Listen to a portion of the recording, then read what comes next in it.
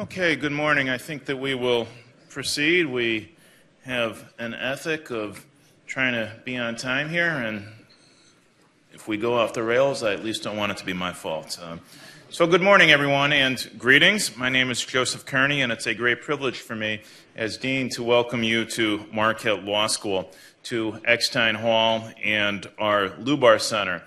We are very delighted that all of you are here with us this morning. The we includes Dr. Michael R. Lovell, president of Marquette University. President Lovell no doubt greets any number of groups at the university, probably just about every day, but he has a particular interest in and affinity for things water. Since he became president in 2014, all of us at Marquette University, whether we had pre-existing initiatives or not, have sought to step up our game on this front. So President Lovell will make some introductory or welcoming remarks.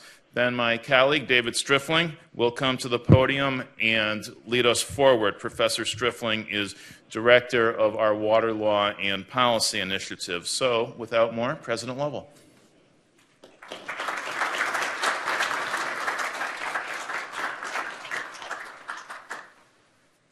Well, thank you very much, Joe. And I also want to welcome you all to Marquette University. And as I was coming in this morning, I was thinking about how fast time goes. You know, it's hard to believe that we had this group together here a decade ago. And even though we were not here next time hall because it did not exist at the time, we were over at the Union. And we were setting our aspirations about what we could become as a city, as a region, around all things water.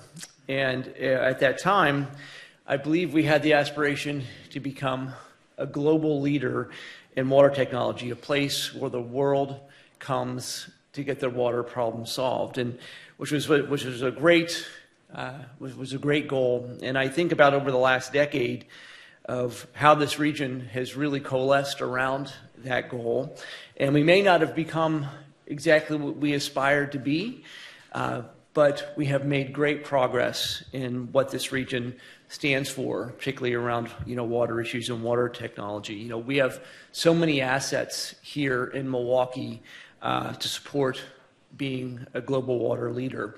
First of all, we are on the shores of the largest body of fresh water in the world, the Great Lakes. We have tremendous university assets. UWM has launched the first school of freshwater science in the country. We certainly have done a tremendous amount of research and work here at Marquette, particularly in our engineering department around water.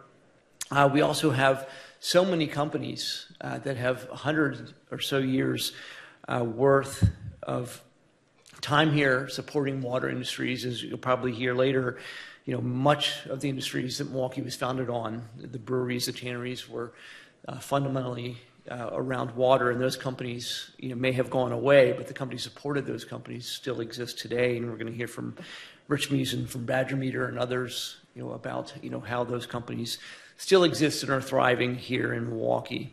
We also have the Global Water Center. This is something that I think we all should be very proud of. It's something that is unique within certainly our country, a space where we have industry, we have universities, we have startups, we have people coming from all over the world. And I was thinking about it earlier today. I believe I've had meetings in the Global Water Center from companies and individuals from every continent but Antarctica. And so I think it's pretty exciting that we have people, they are coming from all over the world to Milwaukee to learn what we're doing around water. We also have the IUCRC, a nationally funded center, a University Collaborative Center that is now 10 years old and still thriving. And so this is something, again, that we should be very proud of. But I believe that, when we set our original goals, we did want to bring a national center of excellence to Milwaukee, something that was federally funded, something to be recognized as something that was like the CDC for water. And we have not gotten there yet. We are still striving to do so. So I think when we look back, we can be very proud of all that we've accomplished, but we also know that we have more work to do and we can do even better. So again, I want to thank all of you for being here and for being part of the conversation. I want to thank all of you for really supporting such an important part of what has been Milwaukee's history and I believe also Milwaukee's future, because I believe that issues around water are just going to become more intense throughout our country and throughout our world, and we certainly want to be part of the solution to the challenges we face. So thank you.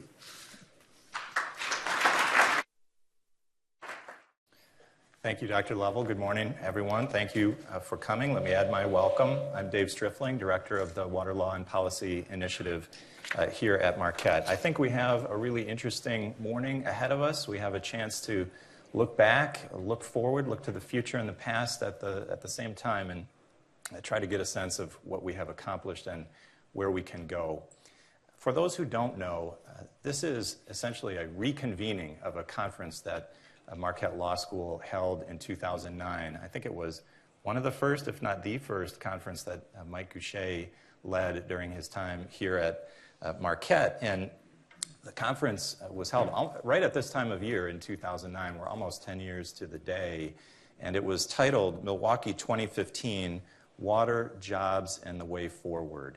And participants at the conference laid out a path for Milwaukee to emerge as a global water hub or freshwater hub. And so today we're looking back to see how far we've come towards achieving that goal, but also we want to look forward to the next decade and the next stage of our emergence as a global water hub. So my task this morning is to set the stage for that discussion. And to make it extra fun, I've got videos from the 2009 conference. So we can see exactly what folks said then, and in fact, some of the same people are here today, and so it'll be really interesting to hear them reflect on what their thinking was back then and whether we've achieved those goals. So as I go through this, I really would like all of us, to think about three different topics. The first is, where were we in 2009? What was the baseline from which we began attempting to build this hub? The second is a look back at what we've accomplished since 2009 compared to that baseline and what we intended then. How effective have our efforts been to bring water tech businesses to Milwaukee and to encourage startups and innovation?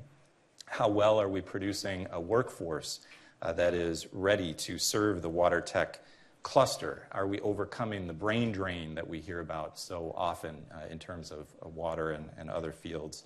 And how have efforts to brand and promote Milwaukee as a global water hub succeeded?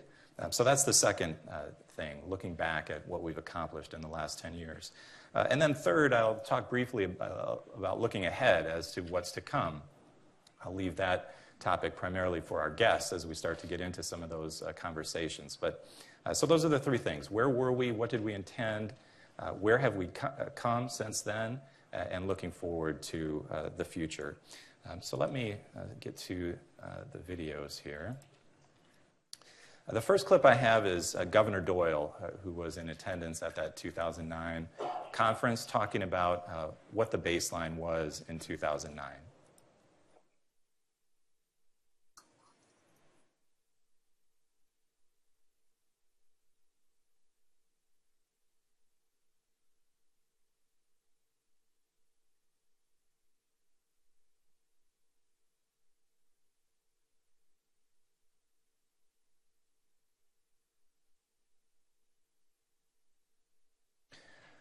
Okay, so let's think about these numbers because they'll become relevant later in the program. 120 water-related companies, 5 of the 11 largest in the world.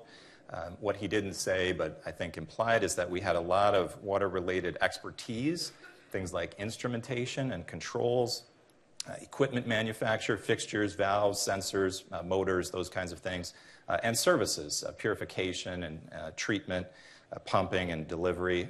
A $10.5 billion market supporting 20,000 jobs.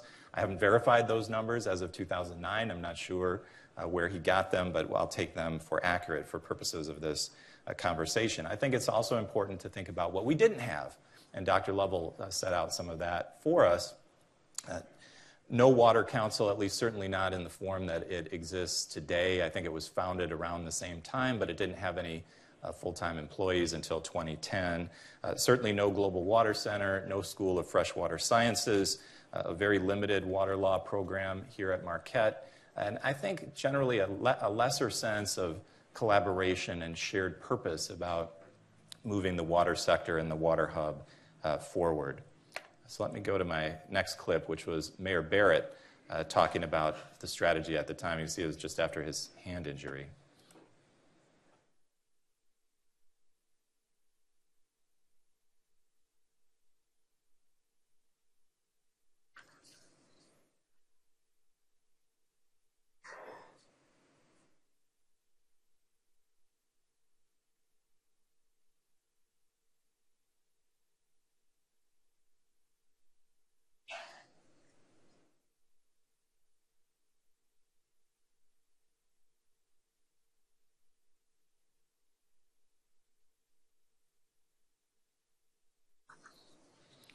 So one thing to remember about 2009 is that we were in the depths of a recession at the time, and so some of the folks on the videos will be talking about that there isn't a need for jobs yet, but we need to prepare ourselves for the recovery and be ready. And I think that's part of the focus of the mayor's comments. We've been a water technology center for a long time. We just haven't marketed ourselves that way, and certainly part of the effort since 2009 has been a marketing effort, a branding effort, and you get that sense from his comments. The other thing I think that's important about that is he realized the public sector has to be a part of that effort. It can't just be a private sector effort or an academic effort. It requires a public-private partnership to leverage that, as you'll see, he calls it a comparative advantage that the region had. The other thing I want to point out about this video and some of the others that follow is the difference between finding a cluster and creating a cluster. There's an interesting quote from Dean Amhouse in one of the reports I read that said, you can't try to create a cluster. That's a red flag if you're trying to build it from nothing. You have to find something that's there and then build on that foundation. And I think we can take that from the mayor's comments as well. Okay. So next is another clip from Governor Doyle about what he believed the state had to do to encourage and incentivize water innovation and the regions becoming a world water hub.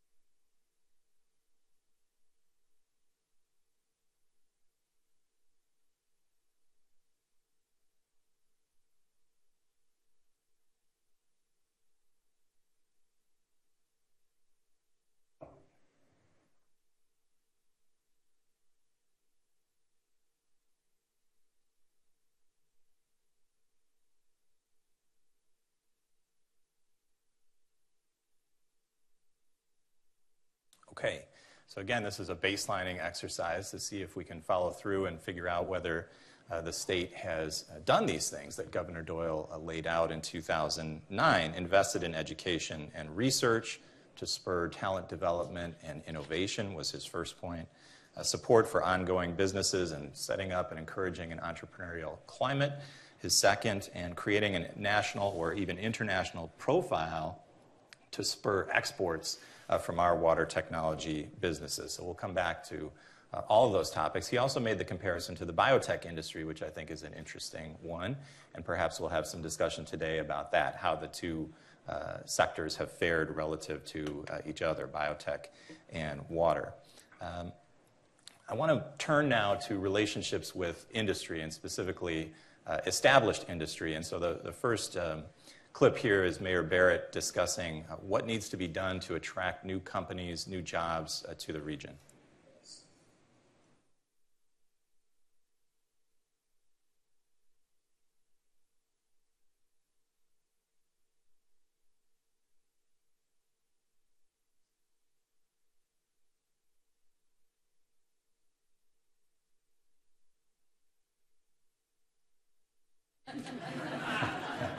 You mean that October snowstorm isn't going to bring people to the region, Mayor? Okay, so again, there was an interest certainly in attracting companies to the region, and still is today. I think the track record has been more mixed on that point than on some of the others that we'll talk about today. And there was a lot of discussion about that at the 2009 conference about how should we do that. Free water, reduced price water, tax credits, something else. And there were some objections to that on various grounds, but a lot of innovative thinking on how we should attract companies to the region. There was also thinking back then that droughts and climate change and other water shortage issues would drive businesses to our region, and we could market even that we have a supply of water, an ample supply of water. I don't know if that's happened yet either, but that could still be in the future. Okay. This next video is Kim Murata, who then was at Miller Coors, I guess now it's called Molson Coors, talking about what are the things we need to do from the industry perspective to make Milwaukee into a freshwater hub.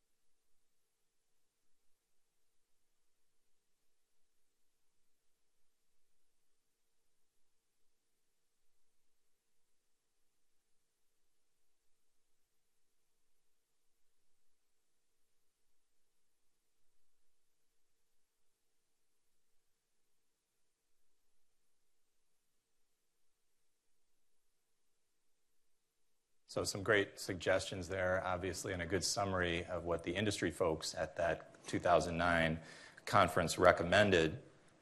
The existence of strong research and partnership with academic programs, capital and infusion of capital to make startups possible, possibly an incubator program to accelerate innovation, favorable legislation or incentives such as sales tax exemptions and some of the other things I mentioned earlier, talent development, and a strong national PR campaign or branding campaign. So it'll be interesting to hear some reflection today on where we are on all of those goals. And on that subject of talent development, here's Rich Mewson.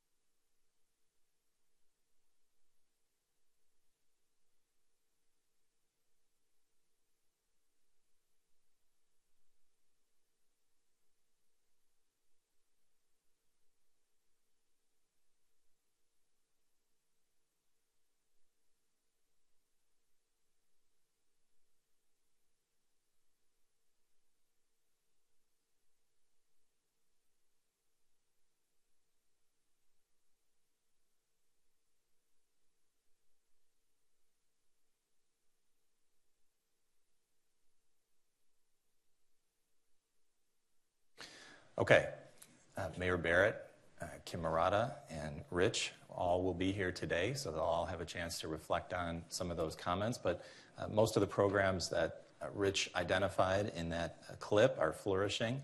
The question is, do they get jobs? Where do they go? Do they leave the region? What happens to that talent? Is it sufficient to serve the worldwide water hub here in Milwaukee? And we'll also have representatives from the academic institutions, of course, to talk about that as well. I want to shift gears a little bit now and talk about some of the major achievements the region has seen since 2009. Many of the participants mentioned the need to build a strong national brand, to market ourselves as the freshwater hub and enter the Water Council, which, as I said, was in its infancy back in 2009, but has certainly emerged as the standard bearer, the flag bearer for the freshwater hub. It has, I think I'm quoting its website correctly, but Amy will correct me if I'm wrong, I'm sure, 11 full-time staff, 188 members, a $2.8 million operating budget, and of course, the beautiful $22 million, 7-story Global Water Center, which we did not have in 2009. A number of the participants also mentioned a need for accelerating startups and innovation. And here I'll mention the Water Council's BREW program, Business, Research, and Entrepreneurship in Water, I think is the acronym. But you can see some of the statistics on the screen here. I think these are since 2013, 34 startups, 85% of them still in business. They've created 90 full-time positions, 40 patents or patents pending, and about $40 million either in sales or capital raised. So those are some impressive statistics. And there may be others, of course, who didn't go through the accelerator but are out there as well in the water sector.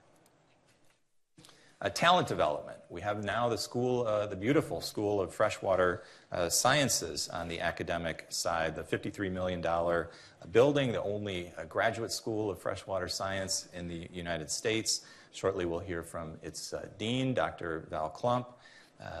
Of course, there are also other talent development institutions in the region, the Water Law program here at Marquette, the Water Business program at UW-Whitewater. So as we tie this back to what Rich said about talent development in the video, it seems we're doing okay on that score. There was uncertainty in 2009 about whether we'd ever get shovels in the ground for the School of Freshwater Sciences, and now we have the beautiful facility. Reed Street Yards, maybe more of a mixed story. I think it certainly shows the city's commitment to trying to encourage the water sector and business developments. It's an $11.2 million TIF district. Certainly we'd like to see more water-focused business there. I understand it's now being opened up to apartments and other developments, but as I said, it certainly shows the city's commitment to joining and doing its part to encourage development in the water sector. And on that note, the mayor will be here later, and I'm sure he'll want to talk about Milwaukee's status as a water-centric city. There's lots of great stuff on the city's website along those lines, and I've just laid out the 7 principles of water-centric cities, and the city has made some gains in all of these areas that the mayor perhaps will discuss. Dr. Lovell mentioned the IUCRC, the National Science Foundation Industry University Cooperative Research Center.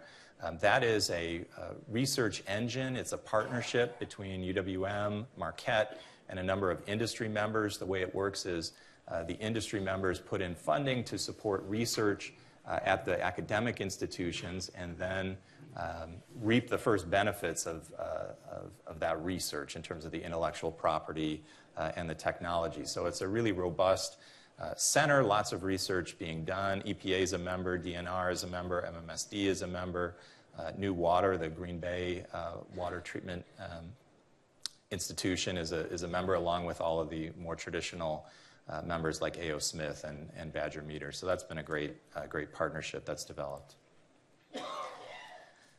I want to talk a little bit about economic impact. I'm sure that will come up during the conversations today.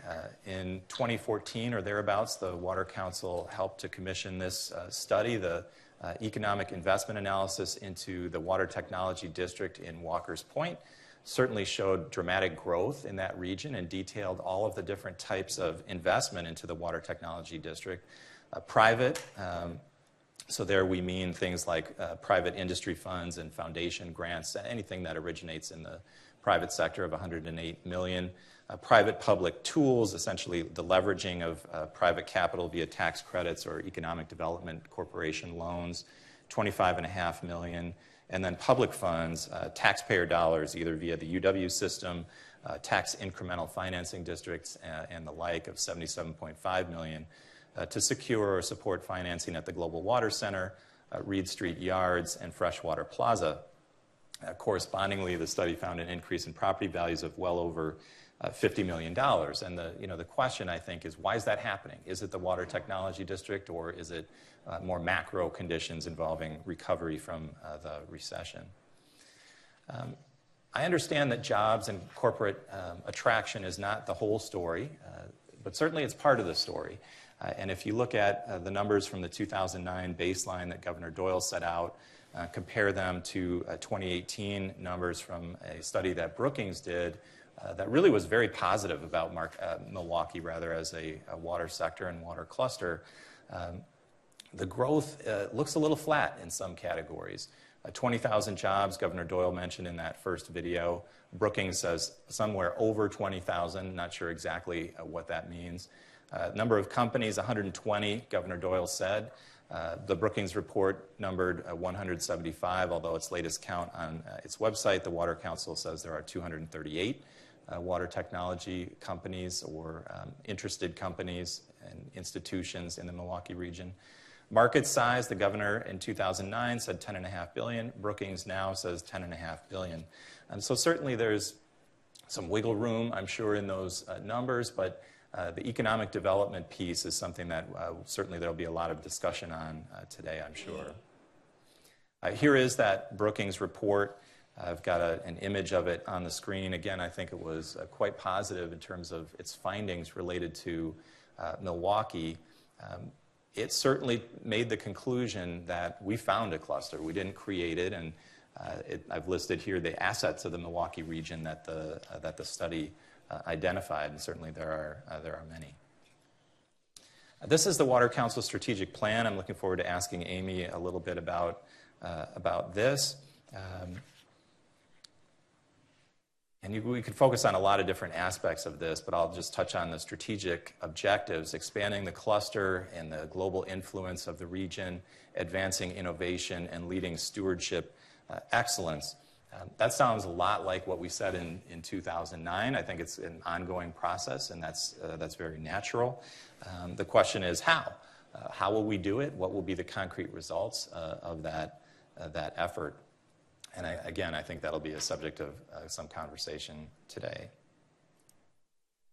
So I want to close, and then I'll call up Amy for a conversation with Rich Mewson, who gets the last word, as always, on what his dream was from Milwaukee in 2015, because I think this really captures what everybody was thinking in 2009. Whoops. Got to be on the video when I click.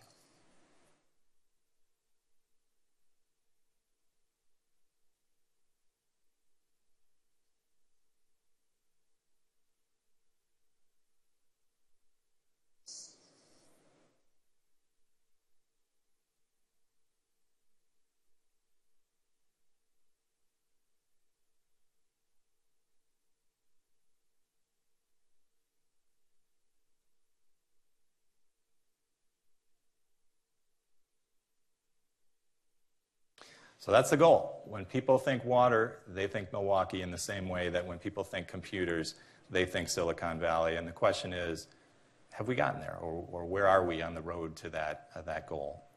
Okay, so with that, Ryan, if you could bring the lights up, I'll invite to the stage Amy Jensen from the Water Council. Very fortunate to have her with us today. She's the COO and CFO of the Water Council, and I'm happy to have a conversation with her. So please welcome Amy.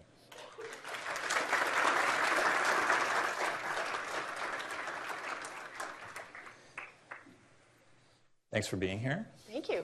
My pleasure to be here. For those who don't know, could you just tell us a little bit about the Water Council? What are you most proud of, and maybe what do you see as the greatest areas for improvement going forward? Sure. Well, first I wanted to start just by saying I'm very sorry that Dean Amhouse, our president and CEO, could not be here today. He was there in the room. He has been with the Water Council since the start. He and one of our other staff members, Karen Frost, are in Europe right now, furthering our global reach and interaction with water and Milwaukee and with the Water Council. As far as the Water Council, it is a 501c3 nonprofit that was created as a part of this whole thinking officially back in 2009 for the purpose of being that center of this cluster, of this hub. We don't have any technical staff. We are not the experts that way, but our role is really to play the connector. We are the connector for the universities, for the companies, for the government entities in order to keep this cluster tight and communicating, working together, and growing and expanding. As the conversation has already indicated, this cluster was already here. Our job is to continue to further that. In terms of the things I'm most proud of, or that we are most proud of at the Water Council, I think it is that fact that we do play that connector role and have done that quite successfully. As Karen Frost on our staff says, that she's the match.com for the water cluster. We find when somebody comes to us, and we find with increasing frequency, either at a national level or an international level, there is interest, there is awareness of the Water Council out there. They come to see what it is we're doing. They come to see how we do it. They think that they can learn from us and then recreate it back in their own cities, because if you can do it in Milwaukee, you can do it anywhere. But we walk away from that with that sense of they don't have the secret sauce, as the quote from Dean already was stated. You can't create a cluster if it isn't already there. And we have the great benefit of this was really industry driven. Without that component, most other clusters tend to kind of fall apart. The university and the government components are great, but without the industry really seeing the need and driving that forward, it just doesn't happen. And I think we have done it in so many different ways. There are other water accelerators out there. We do have the Brew Accelerator, but that's just one component of what we do. Probably Imagine H2O is the other water technology accelerator that's closest could be compared to us. But again, they're just that accelerator program. They don't bring all of the other economic development pieces into the mix as well. So let me follow up on that. And the last piece, especially about economic development, I had the slide up there about the Water Technology District and all the different sources of investment. And I'm curious what you'd identify as the concrete results of that. What can you point to on the ground in terms of what the results of that investment have been? Well, I would say, first, the tax incremental district has already surpassed its original property value assessment, about 30% above what their original projection was for that. The incremental value has increased year on year and is now 12-fold over what it was back in 2011. in addition, I think all of the development in the Harbor District, leading from the Global Water Center, the School of Freshwater Sciences, now Komatsu, Michael's, their development, the work of the Harbor District to really look at how to develop and reuse and repurpose all of that harbor and waterfront area in a variety of ways. I think all of that has sprung out of this thinking about water in general and the focus on water in Milwaukee. And I know the jobs metric is fraught with a lot of difficulty, but I've got to ask you about that. When you see Governor Doyle in 2009 talking about 20,000 jobs and Brookings says 20,000 jobs, what should we even count as a water job? How do we measure that, and what were you expecting in terms of what kinds of jobs would be created? That's a great question. I think for we at the Water Council, as the Brookings report indicated from last year, one of the first things it said is the role of a cluster or a successful cluster really is about creating that robust ecosystem around it rather than focusing specifically on jobs.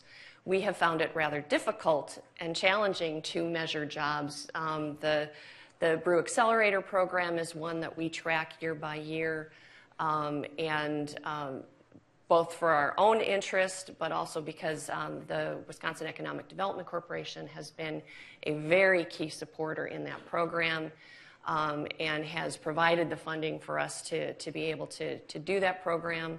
Our obligations back to them include some reporting on that. So we do have fairly detailed information on the 90-plus jobs that have been created there. But those are small companies. To be able to move the needle from a company of 1 or 2 people to even 5 is a huge accomplishment. So those numbers seem somewhat small. For the rest of what the Water Council does, because we're making connections, most of the time it's very difficult for us to directly attribute a particular job in a particular company because of what we're doing. But we are making those connections every day, bringing international companies in to meet our companies, connecting them with the startup companies to make those find those opportunities. So it's been hard for us to measure exactly where that needs to go. And our thinking here in Milwaukee is what's led to thinking of the water industry beyond just wastewater and drinking water treatment facilities.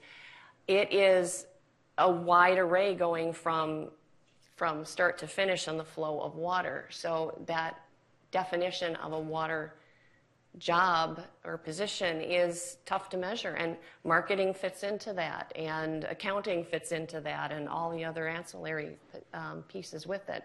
So we've been challenged to try to figure out exactly how you nail down that number. It is an elusive definition, in part because there's no NAICS code, which is the common metric for job creation. Exactly. I was checking on, looking at even Wikipedia yesterday, because the water industry is decades behind the energy industry that had the whole push for energy savings, for greater efficiency back in the 70s. So they're that much farther ahead of where the water industry is, where a lot of companies don't even really measure their usage, other than really kind of what comes into the building and what their water bill is. They're just beginning to see that is an important part of the business. There's money savings there, there's efficiency there, there's sustainability issues there, and that's really, we're just at the cusp of companies starting to take a look at that. I wanted to get your thoughts on some of the things that the next few panels will discuss, and one of those is innovation, the next panel. And I'm curious what that means to you. Does innovation equal startups, or is there some other metric for innovation? And then also, how do you rate the environment for innovation or startups in Milwaukee? Is it better now than it was in 2009? Well, particularly for water, I'd have to say yes, because of the number of assets that we've already discussed. The School of Freshwater Sciences, the opportunities for their students there, the opportunities for students within the IUCRC,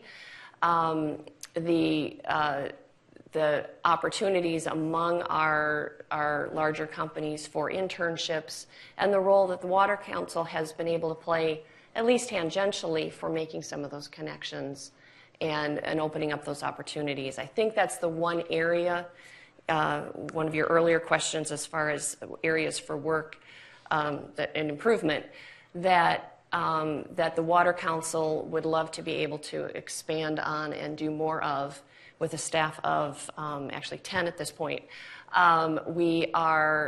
We're hard-pressed to be able to do all of the programs and all of the things that we're trying to accomplish, despite our greatest ambitions.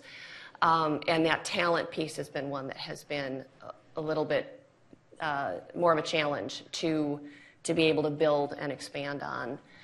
We had a pilot program the summer before this past one, where we were actually working with some historic black colleges and universities, Tuskegee in particular, to bring students up and here into Milwaukee, working with A.O. Smith and MMSD and with one of our startup companies, Stonehouse, to provide them with the experience. That's one of the areas in talent that we see as lacking, is women are starting to come into following a path and having a trajectory in the water industry. People of color is an area we just really haven't seen. So trying to just enlighten students to the fact that even as an engineer, you can have your path in water, and there's definitely a future there for you. As far as your question about innovation, innovation comes in a wide variety of forms, whether it's innovation within our existing companies, and they are looking for new solutions and doing their own research and development day in and day out. It is in the startups. And then the real part of innovation, I think, I see in this water realm is connecting the dots between something that could be applied to water that people just aren't necessarily thinking of. One of the opportunities that we convened recently in Milwaukee, or because of our being in Milwaukee, the Federal Laboratory Consortium held an annual event here in Milwaukee just a couple of weeks ago. We were very much a part of that at the Water Council, making invitations, bringing people in, because they're very eager to get some of their research out and out into the market, but a lot of people don't know about that availability. We were trying to kind of help bring that all together, and the aha moment that the folks from the federal labs had was, just because we're saying water doesn't mean that you need to look through your list of research and find the ones that say water right in that technology. There are so many other components that can be applied to water. We need to look at it that way. And they went back with this thought of, oh, we have a whole new approach here and a whole new way of looking at it. So that innovation comes in many forms. So you mentioned some of the older line companies in the Milwaukee region, and certainly that seems to be the building blocks for the sector, the culture that you're trying to build. And so I'm curious, how have they benefited from what you're doing? So if we pivot the conversation away from startups and new businesses to the more established or existing businesses. Well, I'm sure Rich can touch on that quite a bit when he has an opportunity to speak as well. But there is a variety of ways that the companies benefit from at least the role that the Water Council has. First, we are focused on advancing innovation. With that, they have kind of first-line access to our startups and seeing what they are doing, what technology comes to the fore there. We just started a program last year, the Tech Challenge, which brings in the core sponsoring companies, looking specifically for technologies that they are interested in, not unlike the IUCRC program, but a further step along the way of usually already existing technology. Our role in that is really just to play the connector. And while there is a prize awarded for those that are selected to win, and the companies are doing the judging on that, it's really then the relationship, the agreements, the deals that the company can make directly with these individuals or companies or researchers or whoever comes to the fore in that tech challenge. As the role of convener, we also play a unique role there. We recently had a visit to the Water Council from Tammy Baldwin, who wanted to talk about water. She's been a supporter of some bills that would support the industry. And with a single phone call from her office to the Water Council, we were able to then convene a group of key, the old line companies, some startups, all in the realm of, she was interested in talking about contaminants in water, and we had a discussion there that would not otherwise have happened quite so readily because of the role that the Water Council plays with that.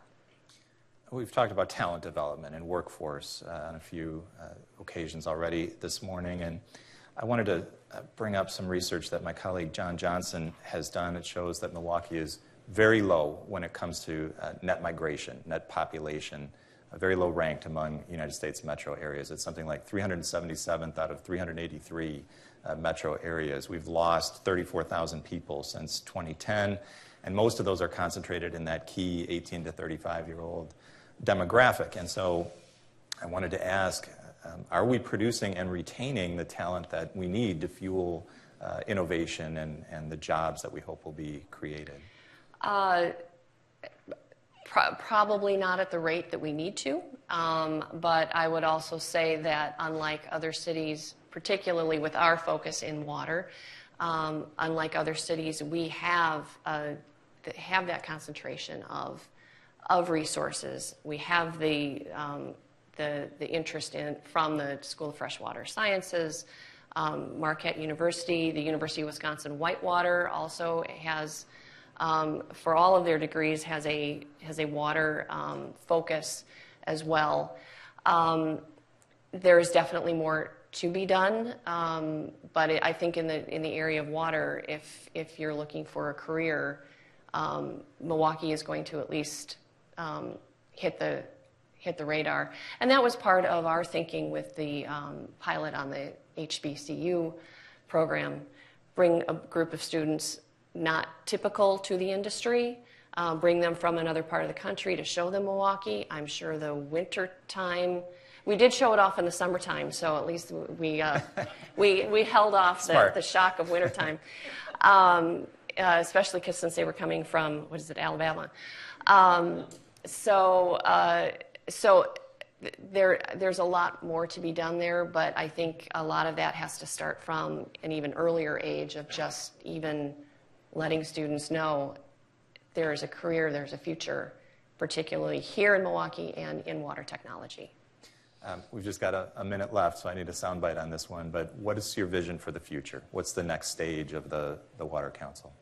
I think as Mike Lovell said earlier, that idea of the Center of Excellence here in Milwaukee is still a part of our strategic plan. And I think continuing to work on growing the cluster, having more members, the continuation of the innovation and ways to expand those programs that we already have. And then the one thing we really haven't talked about was our role with stewardship. We are the regional partner for the Alliance for Water Stewardship, which is an international organization which has set standards for water stewardship, largely within sort of a manufacturing setting, but it can be applied to agriculture. We've had our own office building certified to the standard. That is an area that we see as being having quite a bit of future value economically, but then also just from a sustainability standpoint for businesses and companies.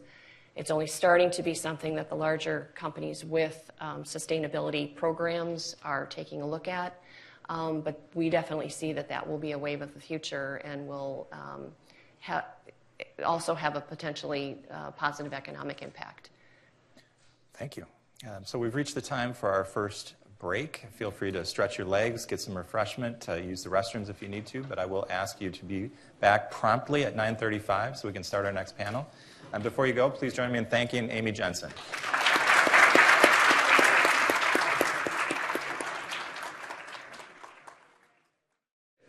Our first panel discussion this morning focuses on water innovation, a subject that we've already broached a couple of times this morning, and the supportive climate that the region has attempted to create, along with the Water Council and its academic partners, including Marquette and UWM. So joining me for this discussion are Chris Rapella, the Opus Dean of the Opus College of Engineering at Marquette University, Joe Kurgis, who's the co-founder of the Startup Accelerator Generator and also a member of the board of directors of the Wisconsin Economic Development Corporation, although Joe has been careful to warn me that he's not here on behalf of WEDC and doesn't speak on behalf of the board, so we'll treat him in his capacity as a Generator co-founder this morning. Paige Peters, who is a Marquette graduate student and the founder of Rapid Radicals Technology, a water startup company, and Val Klump, who is the dean and professor at the UW-Milwaukee School of Freshwater Sciences. Please join me in welcoming our panelists.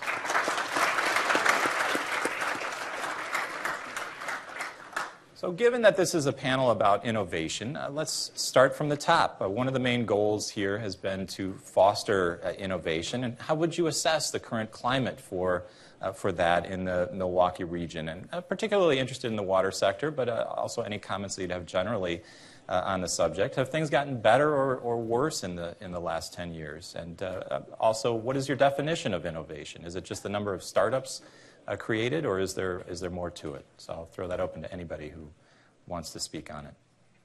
Well, I'll go ahead and take that, Dave. Thanks. First of all, thanks for inviting us to be here, and thanks for you guys all for joining this conversation with us. So I have a hard time kind of reflecting on the last 10 years. In 2009, I was an undergraduate student here at Marquette University, and my story with my company is really something that's taken shape in the last 3 to 5 years. But when I think about innovation, and especially in my role as a graduate student, then commercializing my graduate research into my company now, Rapid Radicals, to me, innovation looks like technology transfer. So we have such a great aspect of research in the city, but how many of those great academic research projects are actually being transferred to companies and being transferred further on to impact policy or to create jobs? So it can be difficult to measure. Obviously, we talk about how do we put innovation in terms, but for me as an entrepreneur and as a student, I like to see that we have a program and a pipeline to take academic research and actually give it space to grow, to scale up, to impact policy and to be impacted by policy and turn into something that's grown outside of a laboratory. Yeah, I think I looked up the primary source data that we could find on the volume of venture capital in communities since 2009. And I compared it. A lot of times I think there's this opinion that venture capital exists on the coast, and really isn't it a discussion for the Midwest, which I think is its own separate set of issues. But relative to our peers, how are we doing? Wisconsin, since 2009, has enjoyed $1.076 billion of venture capital. This is disproportionate growth capital. So over the last 40 years, every year, the percentage of venture capital as a percentage of private employers, as a percentage of publicly backed companies, it gets significantly larger every year. This is the capital driving the American economy. In that same period, Michigan has enjoyed $2.33 billion of venture capital. So that's about a $1.3 billion cash advantage. In that same period, Minnesota has enjoyed a $4.185 billion venture capital advantage, and I couldn't keep track of Illinois. But it's significant. It's like 10 to 1. The ratios are not improving on a yearly basis. In 2018, Wisconsin had 141 million. Michigan had 404 million, so about a 2.5 to 3 to 1 advantage. And Minnesota had a 708 million range, so about a 5 to 1 advantage. And so as we're in 17 cities with our program. Our graduates have created about 3,500 jobs. They're creating about 2 jobs a day. We're in these cities. They're getting better faster. And on the innovation side, it tracks the venture capital narrative. The one that really jarred me, I don't have primary source data on this, so I don't want to testify to it, but it came from a pretty informed source, that Microsoft has more PhDs than the Big Ten combined. And so the percentage of shift in the corporate sector on R&D has moved over the last 30 years at a scale unprecedented in American history. And so how do we keep pace in that discussion is very much a relative dialogue, and something that, as I've worked in Milwaukee in the last 9 years, not a part of the day-to-day conversation. That relativity seems to be somewhat absent from how we're framing our progress. So I'd like to take a little different lens on it, being in the business of education, and really, as we're preparing the workforce of the future, and hopefully as the Marquette institution, the leaders of the future, innovation is really about people. It's people who innovate. So we think about what are we doing to create more innovative leaders in this local area as well as nationally. And I think a very broad sort of definition of innovation is this idea of always finding a new way and always finding a better way, and in that creating new ways to address the problem or address the solution, but most importantly in a way that creates value. So innovation happens when you bring people from a lot of different viewpoints, experiences, different lenses on the world together, and they suddenly see things differently. And so I think about the fact, particularly in engineering, it starts with creating a much more diverse workforce.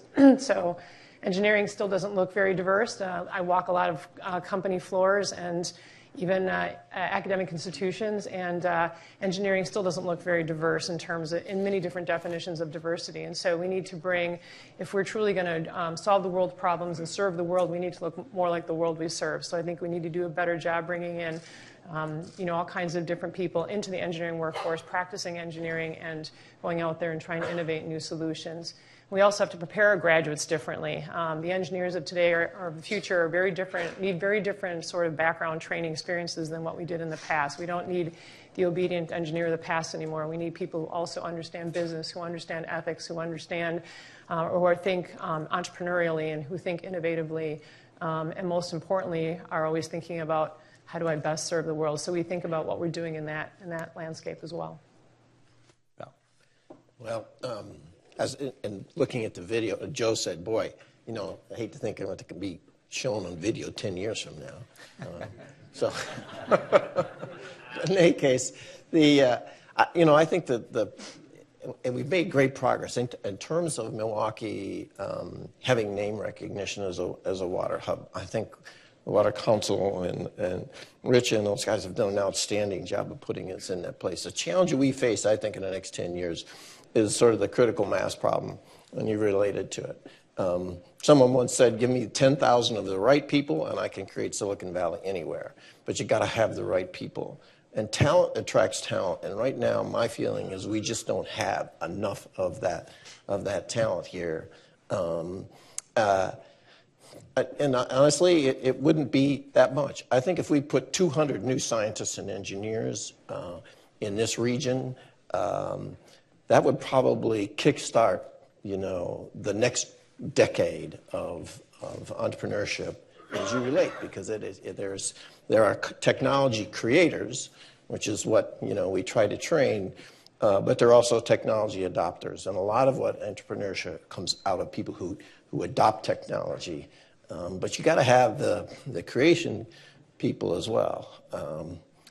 So what would that cost? Well, an endowed professorship at UWM, and I suspect at Marquette too, is around $2.5 million. So 200 scientists, you can figure that out. But they don't all need to be in academia. In fact, they probably shouldn't be in academia.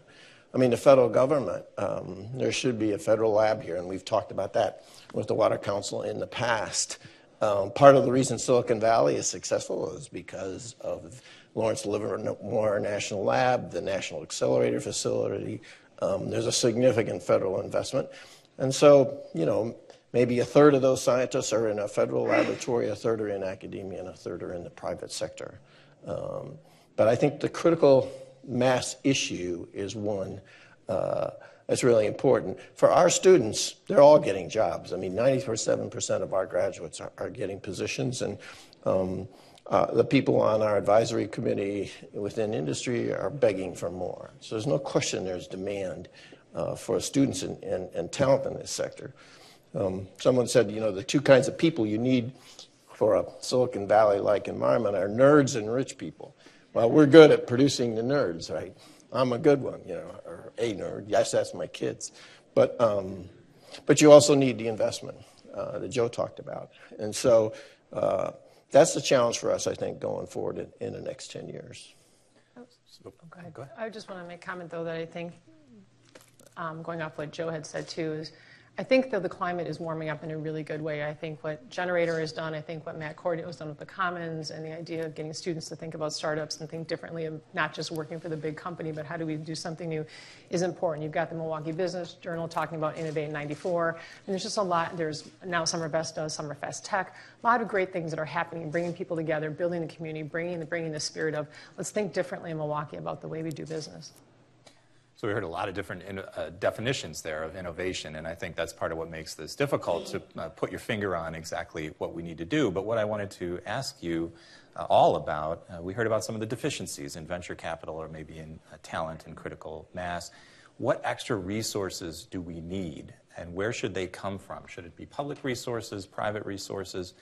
What else do we need to put the spark to the kindling and really get the fire going? So, for my story with tech transfer and building my company, what we've seen, and I'm grateful that you guys have already talked about the IUCRC, because my story is such a story of acronyms. So the IUCRC is the National Science Foundation's Water Equipment Policy Industry University Cooperative Research Center, or as we say, the NSFWEP IUCRC. So we've talked about that already. We've talked about that just rolls off the tongue. Yeah. That being a National Science Foundation funded and industry funded collaborative research center. And that's where my graduate research here at Marquette started, and what eventually came to be Rapid Radicals Technology. So the presence of that center is so important to see, because it's industry funded. It's already some element of market validation. It's industry saying this is what's important to us, this is what we want to be seeing, and you get university students to actually have those very important professional collaborations very early on in their graduate careers and understand how to kind of meet industry pain points with research. So then going forward from that, you have opportunities to learn how to be an entrepreneur. So I went through the Brew Accelerator with the Water Council earlier this year, which was a great experience. And when you look at how do you take a technology to take it out of a laboratory, so that tech transfer process, how do you prepare an entrepreneur, a grad student who's constantly wearing a couple different hats to actually be good at creating that entrepreneurial opportunity, and then to go from prototype to pilot to full-scale commercialization. So there's a little bit of a gap there between how do you go take something from a prototype to a pilot, because my company has had the support and the collaboration of the university. We were able to bridge that gap with the Milwaukee Metropolitan Sewerage District support to build the first pilot. Because we had that pilot, we could then use and work with the National Science Foundation to get a small business tech transfer grant. If we didn't have that great university collaboration as the company, I think it would be very challenging, and I've heard this from other startups and other companies, to take your prototype to pilot, because it's really about relationship building. So being able to go to take that huge leap is a matter of capital to some extent. It's a matter of having the right programs in place to be able to fund those ventures, to be able to support those companies after the fact, to be able to build those relationships. And as Amy spoke about earlier with the Water Council, there's a lot of great initiatives in that. But there's definitely more that we can be doing to take those initiatives that come out of universities, or that maybe that aren't affiliated with university, and be able to create a pipeline here in the city that either creates resources to federal dollars, such as the Small Business Innovation Research, and I'm grateful to the Wisconsin Center for Technology Commercialization, another acronym, CTC, for providing those resources to help people in Wisconsin get access to those federal dollars. So you start seeing a lot of really good opportunities for constructing that pipeline and funding that pipeline, but when we don't have that leap in place, we lose a lot of good tech, and that, that technology readiness levels of 3, and we aren't able to make that leap. So there's still more we can do in that sense to create that pipeline and support and fund that pipeline. In mine, we're in the law school, so I wanted to have I'm a former lawyer, the law-oriented answer. The best class I took in law school discussed the difference between substantive due process and procedural due process. And in substantive due process, if you bear with me for a second, I'll tie it in. A substantive due process, the guilty are guilty. Every bad government on earth employs this model. They even have a word for it, a show trial. And every great government on earth is a procedural due process system where they design the best process to determine whether you're guilty or not. And I think we have to make a mind shift as a community of moving from a substantive due process to a procedural due process system. In a substantive due process system, you pick a winner and you ride it the whole way. The challenge we have with cluster strategy is, if you go to Silicon Valley in 19 whatever, they would have told you it's an orchard cluster. If you go to Detroit in 1890, it was probably a shipping cluster. And I think the danger of having a substantive due process system is you bet on the previous ecosystem. So the way I describe it to my family is it's like forcing my kids to listen to Neil Diamond, And I love Neil Diamond. I say this as someone who loves Neil Diamond, but they deserve whoever's next, And so I think the challenge for us is how do we create this procedural due process system to give a range for our program? We have made water-based investments. So one of our companies sold to Sloan Valve. Another company, ShowerStream's doing quite well using NSF-funded technology. We've seen the system work. I don't mean to undermine it. But our best investments, 2 cycles ago, was a cat litter company that has a diagnostic around your cat's health, and I can't stand cats. The next company was a drone missile interceptor. Neither of those would have been in our themes when I started, but they were the best and brightest who came through our system, and they deserved access to the best process. And so I think as a community, this mind shift from going from we're picking winners and losers to embracing the next generation empowers us to look for the noun we haven't created yet. And I think that's going to require a completely different shift. The way I describe it is like going from passive to active verbs. At an applied level, going to this capitalization problem, what our entrepreneurs are facing in the community is you have this wide spectrum. You have some hero entrepreneurs who never need a check and they're Judy Faulkner and they just want to go to wherever they are and build their company. But you have a wide range of entrepreneurs who do need access to capital, and many of those are the most disadvantaged entrepreneurs, the ones with the least unearned privilege to that date in their life. And if we're going to open up an inclusive and fair system, we have to have one that's inclusive and open-minded about the kinds of capital we're deploying. And in the Midwest, we have shut off this kind of capital. As a state, there are a lot of balance sheet assets, from pension systems to corporates to university endowments, that could be choosing to invest their own capital here and are choosing to invest it in another community's growth. And after we export billions, and the Brookings Institute has amazing data that half of the venture capital commitments in the coast come from Midwestern balance sheets, and only 12% comes home here. And my question to everyone in the community is, do you like the idea of having your savings exported to have your kid move to another community? We're fueling growth in these big metros and then wondering why our population shrunk by 34,000. And so if we don't have a strategy to be the most excited about investing into our next generation, my question is for all the workforce development folks and for all the corps who are looking to fuel the next generation of their workforce, why have we earned that next generation in our place?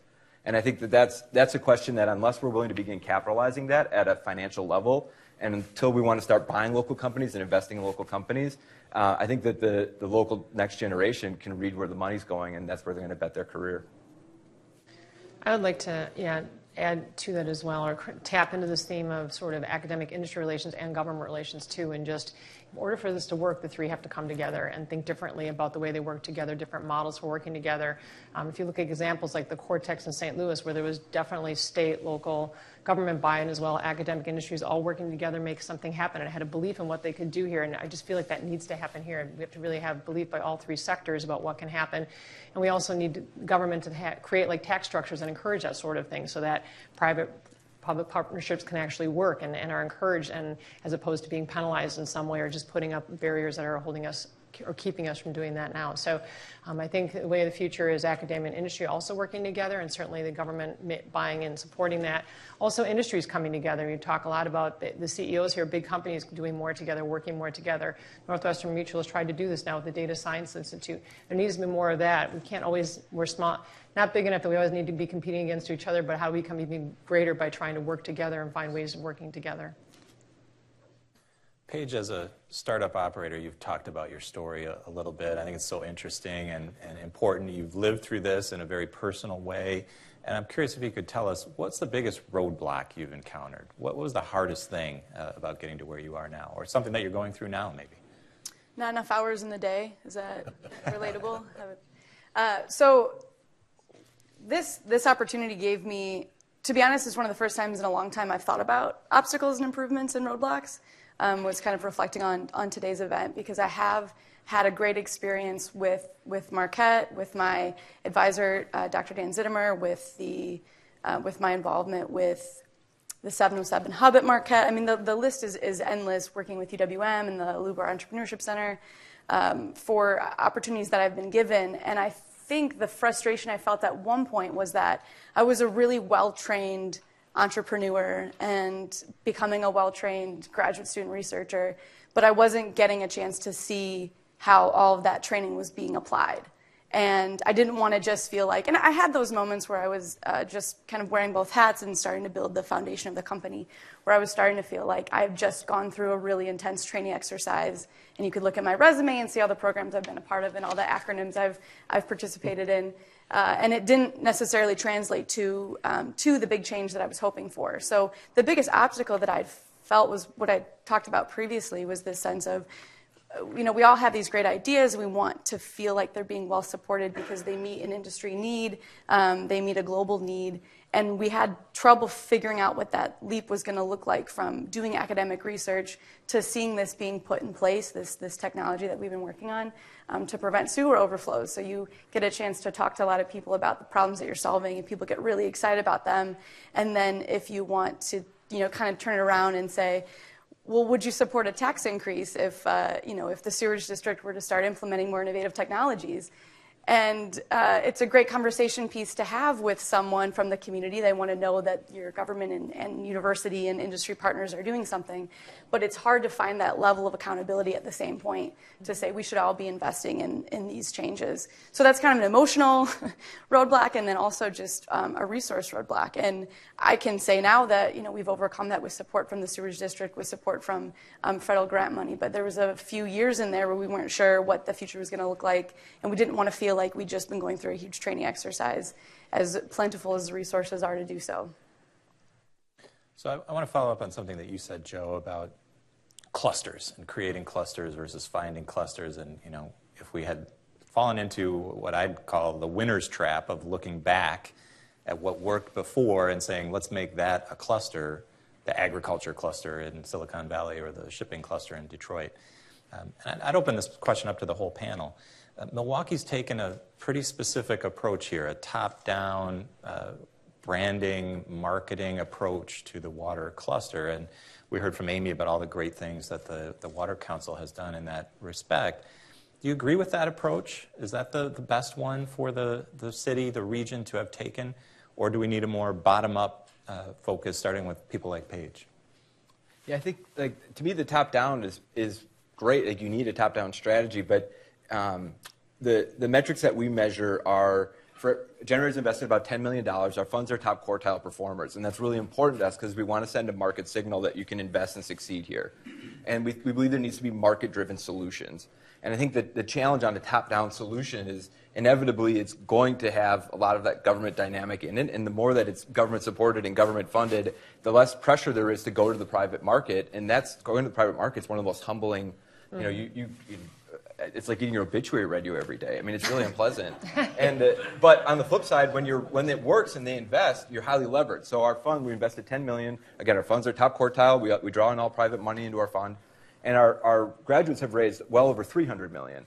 And that's a market signal to pull in here that you can succeed by investing into the space. The effect of groups like the water cluster too often, though, are that the community says, well, you're not the winner we were waiting for. We were waiting for a winner in this category. We built our infrastructure to support a winner in this category. It has a real freezing effect for entrepreneurs who don't fit the community narrative of what success looks like. And again, it goes to that substantive due process. Well, we said that person was the one we were going to win with, and we don't really know how you fit into that narrative. And so I think that it's less should there be top-down engagement. To me, it's going to that procedural due process model of we are excited to capitalize the next generation. And we want to build processes to see what they're going to do and to support what they're doing. In the context of the state, we want to see a private fund of funds where there's going to be capital that would increase the capacity for venture capital annually by 20 to 30%. So not a difference of kind, a difference of degree, but that gets more of that mentality going of, hey, it is our responsibility to invest into our home community. The way I describe the dynamic today, it's like we have Lambeau Field, but we're locking the Packers out and forcing them to play on the road. That's what we're doing by not capitalizing our next generation of entrepreneurs. We have this incredibly talented group of people in our universities, and we're locking them out of our own savings accounts and telling them they have to go raise from some other community. And so that, to me, has to be the top-down mind shift. It's not that they don't have a role to play. It's just, what is it that we're going to do to support investing into the next generation? On the flip, if you look at everyone in Fairchild, they were some of the original people who capitalized the spin-outs that seeded Silicon Valley. So I think that there is a role to play, but right now there's just no M&A activity into the local community. There's no corporate venture capital activity into the local community. There's no venture capital into the local community. It's like trying to build a house without raw material and labor. And in these other communities, they have $500,000 of raw material and labor, and we're confused why they always have nicer houses. I feel like I'm a downer. I'm sorry. Well, there's a need for that, right? I mean, we can't. This isn't a cheerleading competition. We want a real picture here. Go ahead. I was going to say, I think another point, though, Joe's talked about is this idea of when you're creating these organizations, whether it's Water Council or anything else, it's coming back to why did we create it in the first place? And as Joe's saying, if the original intention was to help fuel new businesses, new young people to be successful, whatever it might be, that's a good thing. But too often what we see when these things are created is the organization, as it grows and builds, forgets why it originally was existed and starts to become more about its own existence and its own, sustaining itself and keeping its own power and keeping its own authority and that kind of stuff. And so all of a sudden, the organization is no longer fueling what it was supposed to. It's more about how do we just sustain ourselves. And I see it happen all the time with professional organizations, and everybody's got their own silo then and their own steeple, and they're not working together because all of a sudden it's about their ego and being the lead dog in something as opposed to what it was originally started. On the more positive side, Val, tell us about the School of Freshwater. No, seriously. I mean, I think it's a unique advantage. So it is, for and it's still the only school of freshwater sciences in the country. Probably the hallmark of the school is the fact that we have, and this is true of water problems in general, they are very multidisciplinary, and so we have biologists, geologists, physicists, engineers, all under one roof. So we have a genomics whiz working with an engineer. We have a microbiologist working with a hydrodynamicist. And our students then get exposed to all of these because these problems are inherently, multidisciplinary. And it's not just science either. It's also dealing with the politics, the law. Here at the law school, economics are a big deal. So we have 2 economists now on our faculty as well. 97% of our graduates are getting jobs. So they're all getting in the water sector. So there's no question there's a demand for our students. And so we feel pretty good about that. On the other hand, the school was designed for faculty and scientists of about 3 to 4 times what we currently have. So we kind of rattle around in this facility, and that comes where the sort of top-down investment is needed. Because you need that sort of base in the university systems and research.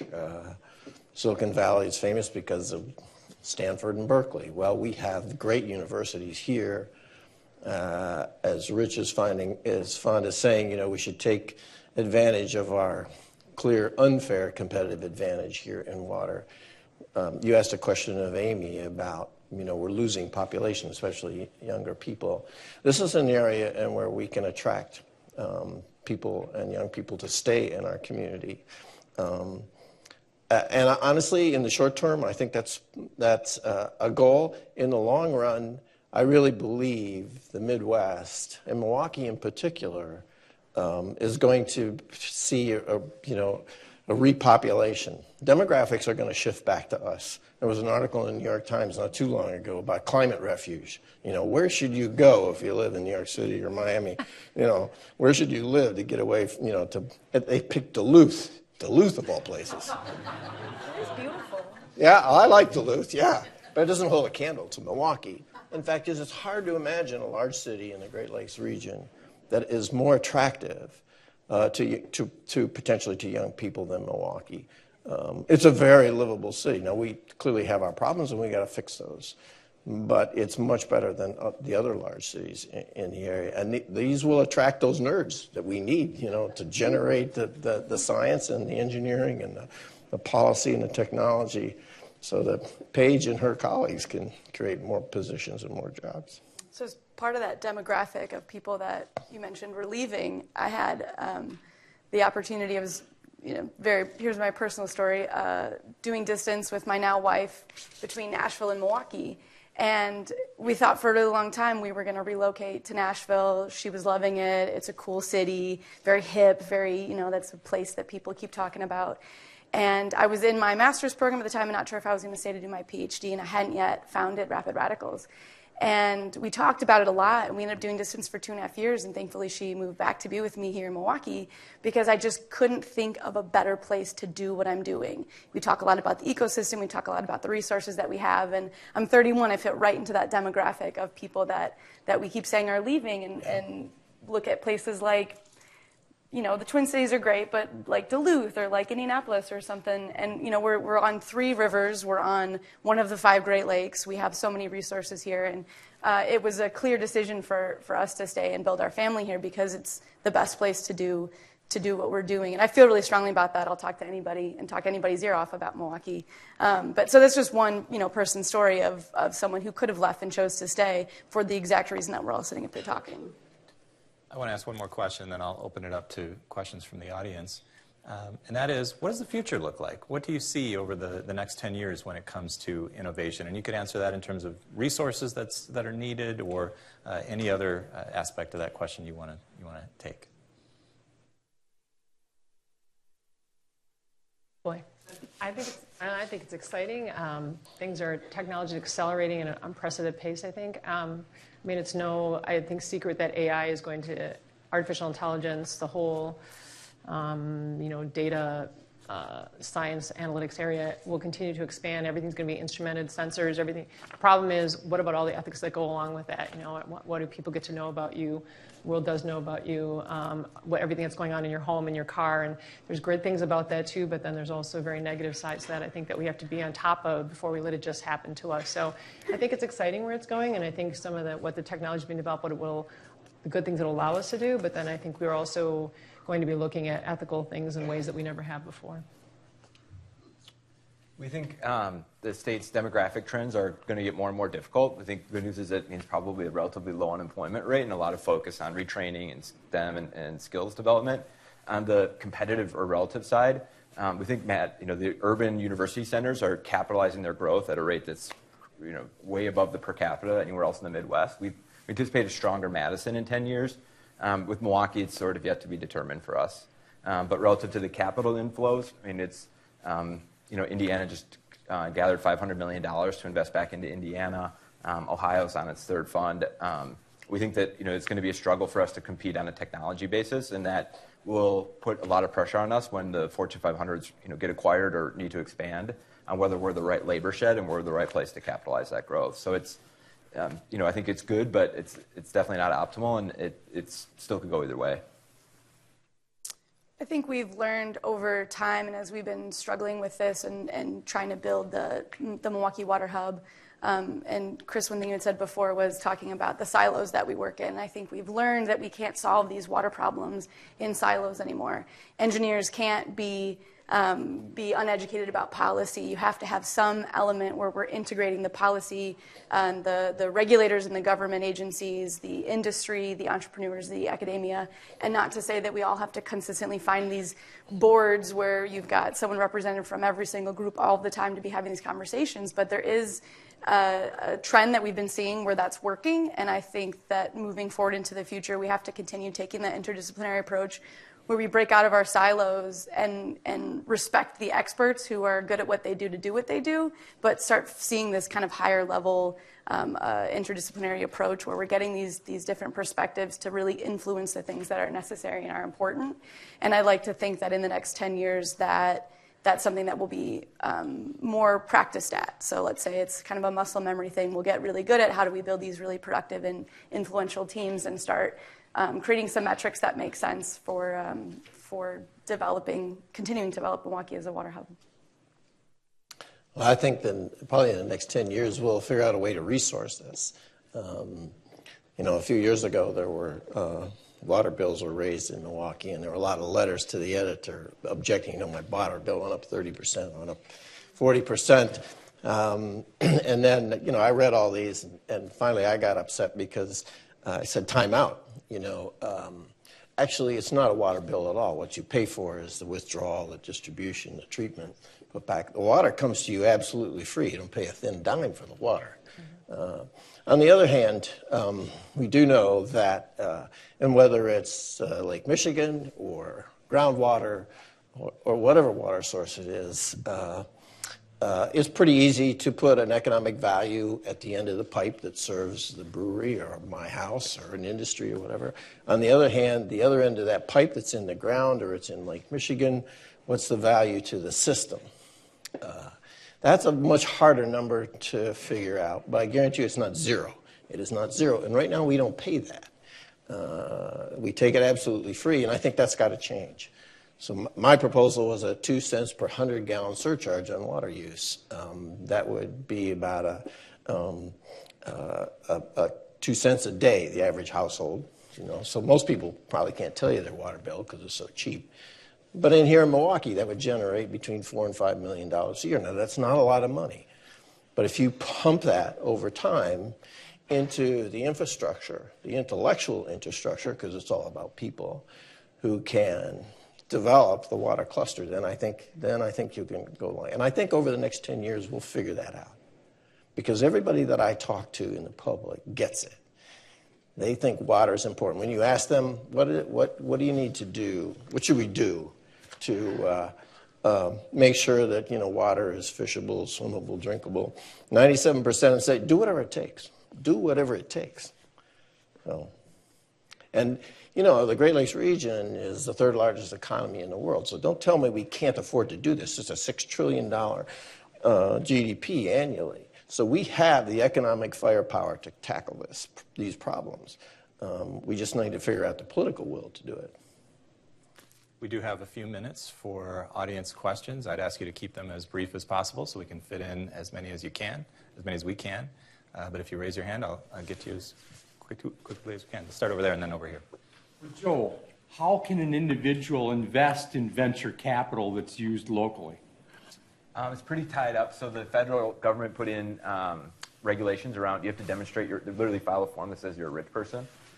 So my joke on this is you can go to Potawatomi and gamble your Social Security money, but if you want to buy startup stock, it's regulated. But there are some crowdfunding mechanisms you can do. One that I'm really big, I don't know if they're in Wisconsin, but one that we've tracked that we really like is a group called Kiva that you can use to collateralize loans for small businesses. So there's a lot in the kind of like crowdfunding space, especially for small businesses, and they target founders from, backgrounds that typically don't get access to capital. So a lot of it's global, but there's a U.S. portion as well. Yes, sir. It's great to have innovation, and all of technology depends on that. The problem is acceptance, that historically it takes 20 to 30 years for a new technology to be accepted by the civil engineering field. So imagine you're a bright graduate student. By the time you're ready to retire, your invention has gone mainstream. Want to respond? Is that a question on how we deal with the emotional No, aspect of it's one of the challenges. So we could have all the greatest innovation around, but the difficulty then is getting the water industry overall throughout all parts of the world to then accept that as a new standard. So as I've been developing Rapid Radicals, I've gone through a lot of different rounds of customer discovery where I sit and talk to utility leaders and decision makers and consultants. And a couple of the consultants I spoke to recently are what, they'd probably call themselves as the grandfathers of wet weather. They were there when the 1994 CSO control policy was written. They helped influence it. And when I talk very vaguely about the technology that I have now, they're like, well, no, I don't. Well, this is what works. And so I have a lot of those conversations, and I think what we are seeing and where this is again kind of part of that pipeline and part of, if you can find someone who's willing to take the time and found the company and start to see how the technology can be commercialized, you can have those conversations where we realize at the end of the day, if I can prove that the tech works, if I have the resources to get to a pilot or a full-scale demonstration, and I can prove to you that during this storm event I can remove this many pollutants at this rate and at this dollar, and I can have that relationship and build that strong relationship with that utility. Milwaukee is a great example because we have had a really great relationship with MMSD. That makes a big difference. And there's a lot of cities looking at what MMSD is doing, so that's a great place for us to start, because if they adopt that and they see that it works, it can expand to other utilities. So I think the relationship and the change that we're seeing and the benefit and the way to overcome this challenge is not going to be this top-down approach. It's going to be based on utilities' needs very specifically, and those utilities kind of doing that knowledge share and knowledge transfer on their own.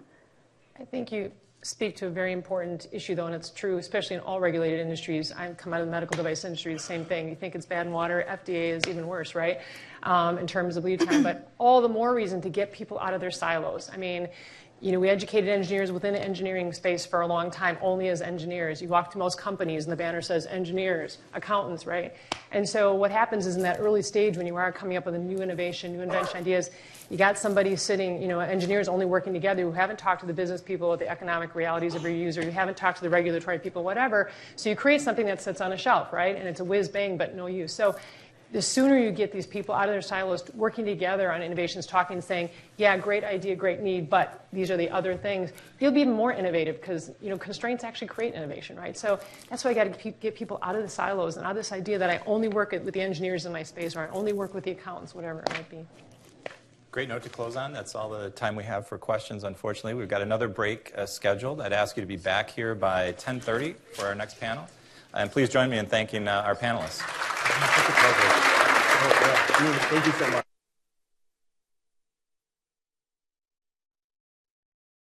All right, I think we're going to get underway. Welcome back to our conference today, and we are now joined by a couple of participants from the event of 10 years ago. So with me is Rich Musin. He is currently chairman of Badger Meter. He was one of the co-founders of the Water Council. He's the retired CEO at Badger Meter. And also joining me is Kim Murata. She is, and I want to get your title right, the Global Senior Director of Corporate Responsibility for Molson Coors. So please welcome Rich and Kim to the event today. So we saw each of them in the video that was played earlier in the day. They have not changed at all. Somebody else up here has changed. That's clear. But I wanted to talk to each of you about what's transpired over the last 10 years. We'll look back before we look forward. Rich Musin, I'll begin with you. Has the initiative to make Milwaukee a global water hub, a freshwater hub, has that played out the way you envisioned it 10 years ago? I think for the most part it has. For the most part, it's exceeded what my vision was. In some areas, it fell short, and I'll touch on those. But the biggest objective I had was for the first 5 years of the Water Council, every time the Journal-Sentinel used the name the Water Council, they put the adjective fledgling in front of it. The fledgling Water Council, like a chick coming out of an egg about to collapse dead. And I argued with them. I said, stop using that adjective. And finally, we got to the point where they stopped using it. So I felt that was my big success, was to get into that. But clearly, you look at the School of Freshwater Sciences, okay? You look at the construction of the Global Water Center. A major corporation like Zurn moving from Erie, Pennsylvania to Milwaukee because of what we had here. You look at the number of companies coming out of the brew. The fact that when we started the IUCRC that was spoken about earlier, we had 4 companies and we needed 6. And we scrambled to get the last 2. It was hard to get the last 2 to invest in that. Today there's over 20. So those are things that have gone extremely well. I think the Reed Street Yards has not played out like we expected it to, so it's a little bit of a disappointment. Although I never thought that the development around the 5th Ward, that the building of the Global Water Center would drive the development it did, so that's great. And I think the biggest thing that didn't play out in my predictions was that I felt that in the past decade, we would start to see water-intensive industries moving back to water basins, that the shortages in the South and the Southwest would cause them to relocate a lot of their water operations to where there was water. That hasn't happened. What a lot of the industries have done is just what Kim's industry has done, and they've found more efficient ways to use the water, and they've conserved it that way. But I still think that's on the horizon. That's a break. We are growing cotton in the deserts of Arizona. Cotton is the most water-intensive crop there is. That makes no freaking sense whatsoever. The Colorado River is pretty much tapped out. You really can't take more water out of it. And if the communities are going to grow down there, those wet industries have to relocate. I think we're going to see that happen at some point. You're still optimistic. I'm still optimistic. In the future. It's taking longer than what I thought. I hadn't anticipated the innovative ways industries would find to use less water. One of the things that your industry is doing, and we'll get to that a little bit later, but I'll give you a chance, Kim, just to kind of weigh in on where we are 10 years later? Because we saw the video earlier. You laid out 6 objectives, and give us some thoughts now after a decade has passed. Absolutely. One thing I think that I've learned is that when you are going to be on YouTube, don't list things because people are going to go back and say, did they come true? Speak in generalities, and then nobody can ever quote you on them. And second of all, how do you This is being recorded, incidentally, Right. just so you know. So number one. How do you take things off YouTube is the other thing. Mike sent me an email last week saying, we're going to reflect back to 2009, and it's on YouTube. I thought, wow, how'd that happen? So I quickly Googled, and I thought, oh my goodness, don't Google yourself on YouTube. It could be an eye-opener. But so I think, as we reflect back, just even personally, as I looked back at it, it was kind of a nice walk down memory lane. When we first, way before the Water Council started, it was, a handful of us sitting in some rooms thinking about how can we collaborate? We have all this, great industry. We've got great research. We've got great institutions. How do we develop it and how do we grow? And I think that probably might have been 2006, 2005. 6, 7, yeah. Around that time. Yeah. And so if you even go back to that and see where we are right now, that to me is just impressive. That it could start with 5 or 6 people in a really small room trying to connect some dots, grow something that's really critical to this community and see it evolve. But then, many of the things that Rich talked about, when you look at 2009, there was no, or at least currently, the School of Freshwater Science like we see it today. And that really cannot be underestimated. I mean, it is really a gem, and the role that plays in this community is probably one that many people don't recognize and know, but the science that's coming out of there, the leadership that's coming out of there, Val, granted he was here in 2009, but we are so lucky to have him. When you look at just, where other things currently stood, that connection with the rest of the universities, how did we connect? We've got the Marquette School of Water, I'm going to screw it up, policy, and all the connections here at Marquette and at UWM and at UW-Madison and Whitewater.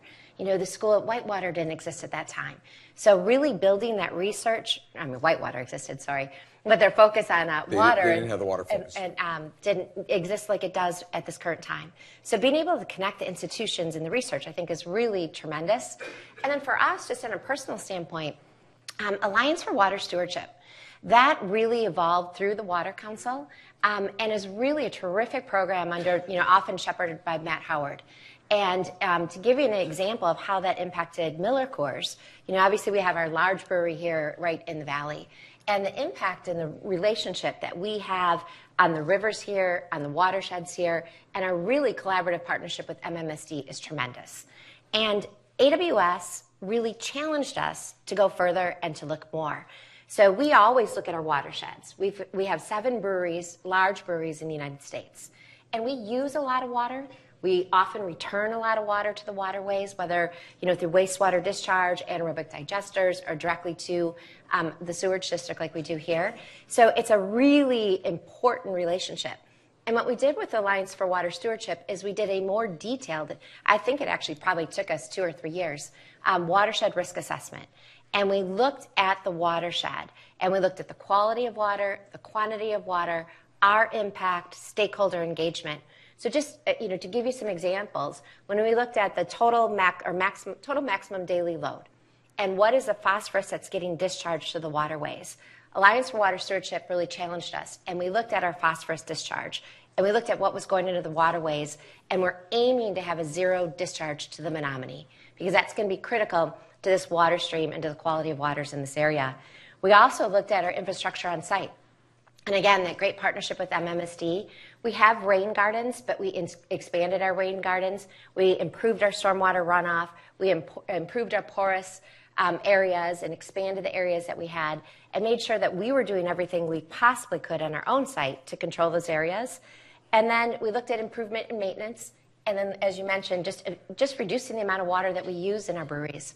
And then just small is we get out there. We have a month where we dedicate, and our employees get out into our waterways, whether we're working with the river keepers or other organizations, and we're cleaning out trees and bushes to help with the clogging of the rivers and the waterways. Sometimes we're out there and we're going into the stormwater areas and putting little messages, little turtles down, talking about don't, throw your cigarette butts in here and garbage in here, and just trying to educate and engage.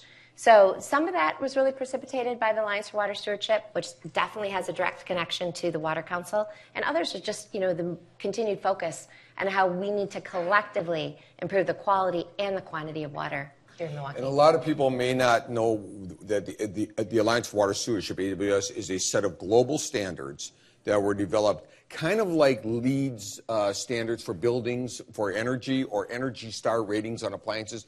It was a set of good water management standards. And the North American headquarters for AWS is here in Milwaukee. It's in the Water Council offices. So that wouldn't be here if it weren't for the Water Council. So this is the way you're saying that one of the things that has happened because of this water initiative is it's changed the way we do business. It's changed the way we use water. It's changed the way we think of water. That's one of the outgrowths of this initiative. And one of those things that 10 years ago we had no idea. I mean, It didn't exist. We didn't even think we were going to head that way. But when we saw it, we grabbed the opportunity. And I think that was huge. One of the things that you both talked about 10 years ago, and I'd like to have you weigh in on this today, is the role of government in terms of encouraging clusters like the water cluster. I think, Kim, you had talked at the time about the printing industry had some tax incentives. Rich, I think you talked about how biotech seemed to be the thing of the moment. Has government done enough to help support this water initiative? Well, one misunderstanding a lot of people have is a lot of the startups and the angel funds and Generator and those like to say that we don't have any government money, which they don't take government money directly. But when I invest in those types of startups, I get a 25% state tax credit. And if I can't use that tax credit, I can sell it. So the government is very involved in the startups. The Wisconsin government is very involved in fostering the startups. So government also has helped us with the Water Council. And the Wisconsin Economic Development Corporation, which was started under Governor Walker.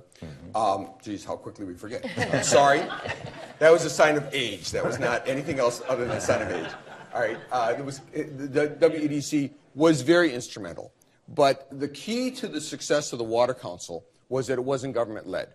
It was a grassroots startup by the water companies here that got together with the universities, and government came in later. I'll admit government came in at a very good time.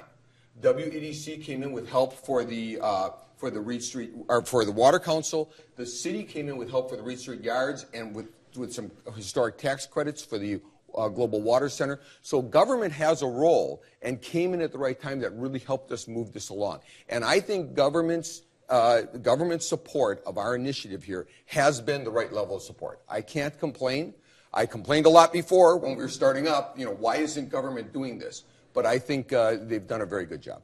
And I'm talking about city, county, and state. Okay. Something else you both talked about, talent, adequate workforce. We heard that subject come up this morning about whether or not we have the workforce that will allow this cluster, this initiative, to grow, to prosper, to do more than it's even doing today. What's your take on that? Do we have the talent in the workforce right now in this area?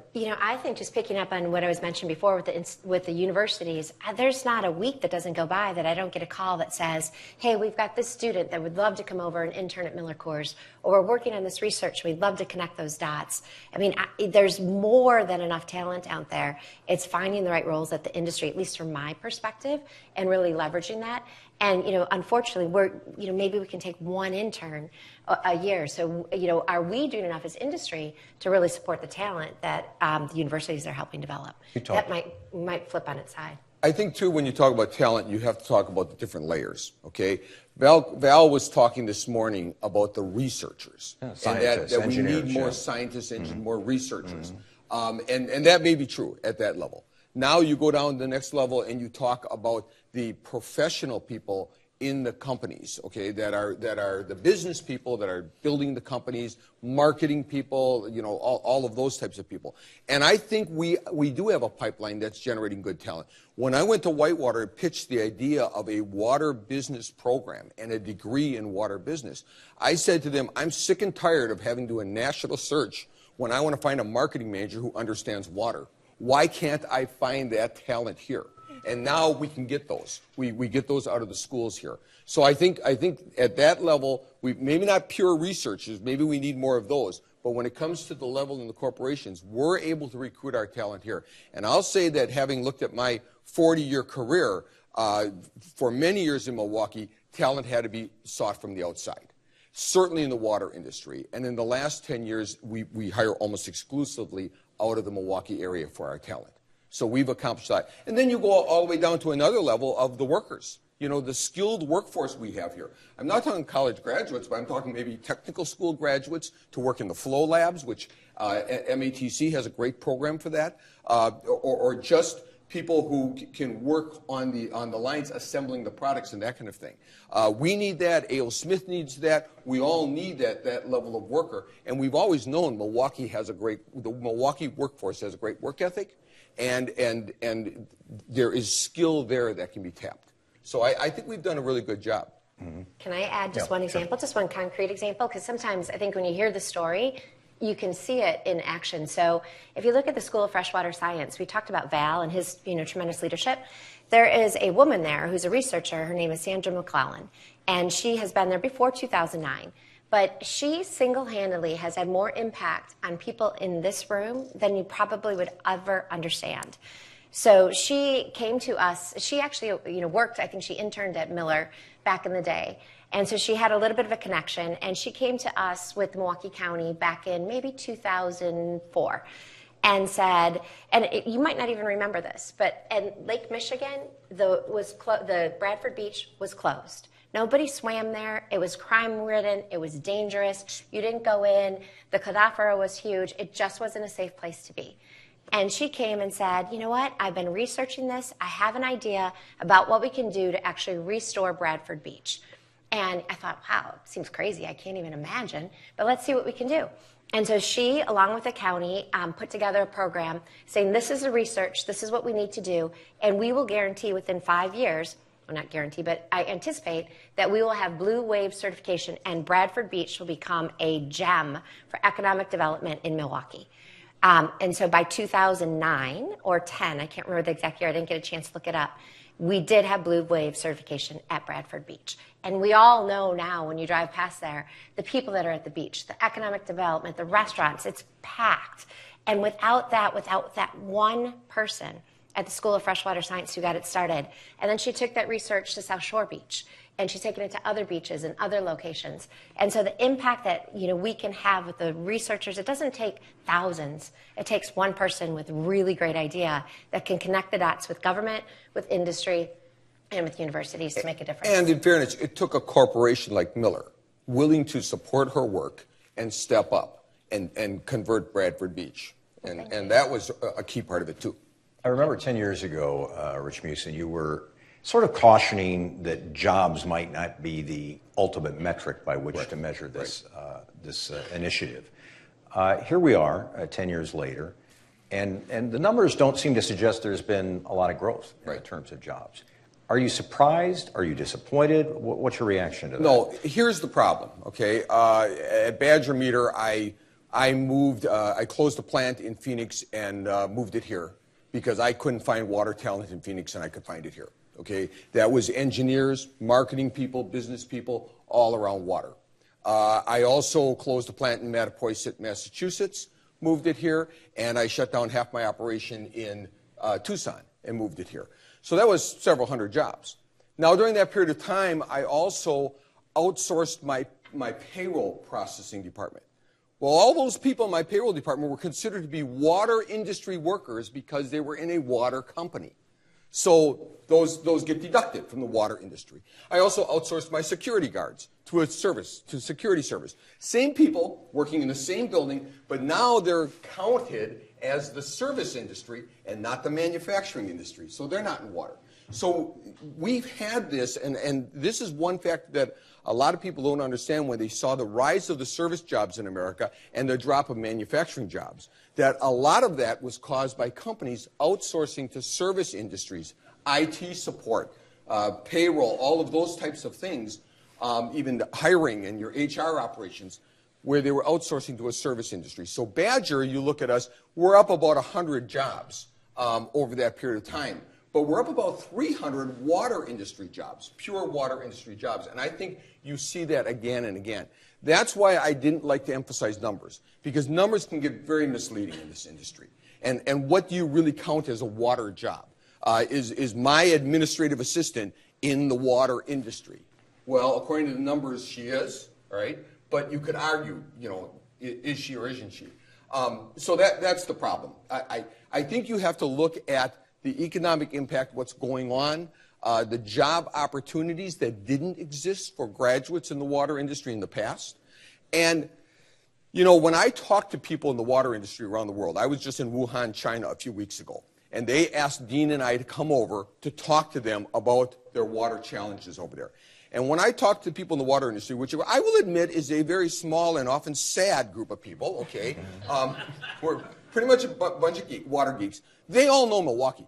Milwaukee is better known for water outside of Milwaukee than we are within Milwaukee. And so I think we are getting on the map around the world with the people that really focus on water and water issues. Let's look ahead a little bit, because I want to take a question or two from the audience. So take us out 2025 or even 10 years out. What should the focus be? Where are we doing the things we need to do to guarantee success in the future? Let me start with a list. Remember, it's on YouTube. Exactly. Yeah. No, actually, I really am concerned, not just for Milwaukee, but for everywhere, because water has to be the top of mind issue that we are all looking at. And if we're taking it back to Milwaukee, our quality of water, we have got to do more. 10 years ago, there was no Flint. 10 years ago, there was no Cape Town. These issues are on our doorsteps, they're in our face. Our infrastructure is from the 70s. If we had the funding now to invest in the infrastructure, it will take us 10 years to create those changes. One Flint issue here is it's right here on our doorsteps. So how do we do more? How do we even engage more? What do we do with this PFAS issue? When you look at PFAS and what's happening to our waterways, are we going to be, we want to grow beer. We want to make beer here forever, for eternity.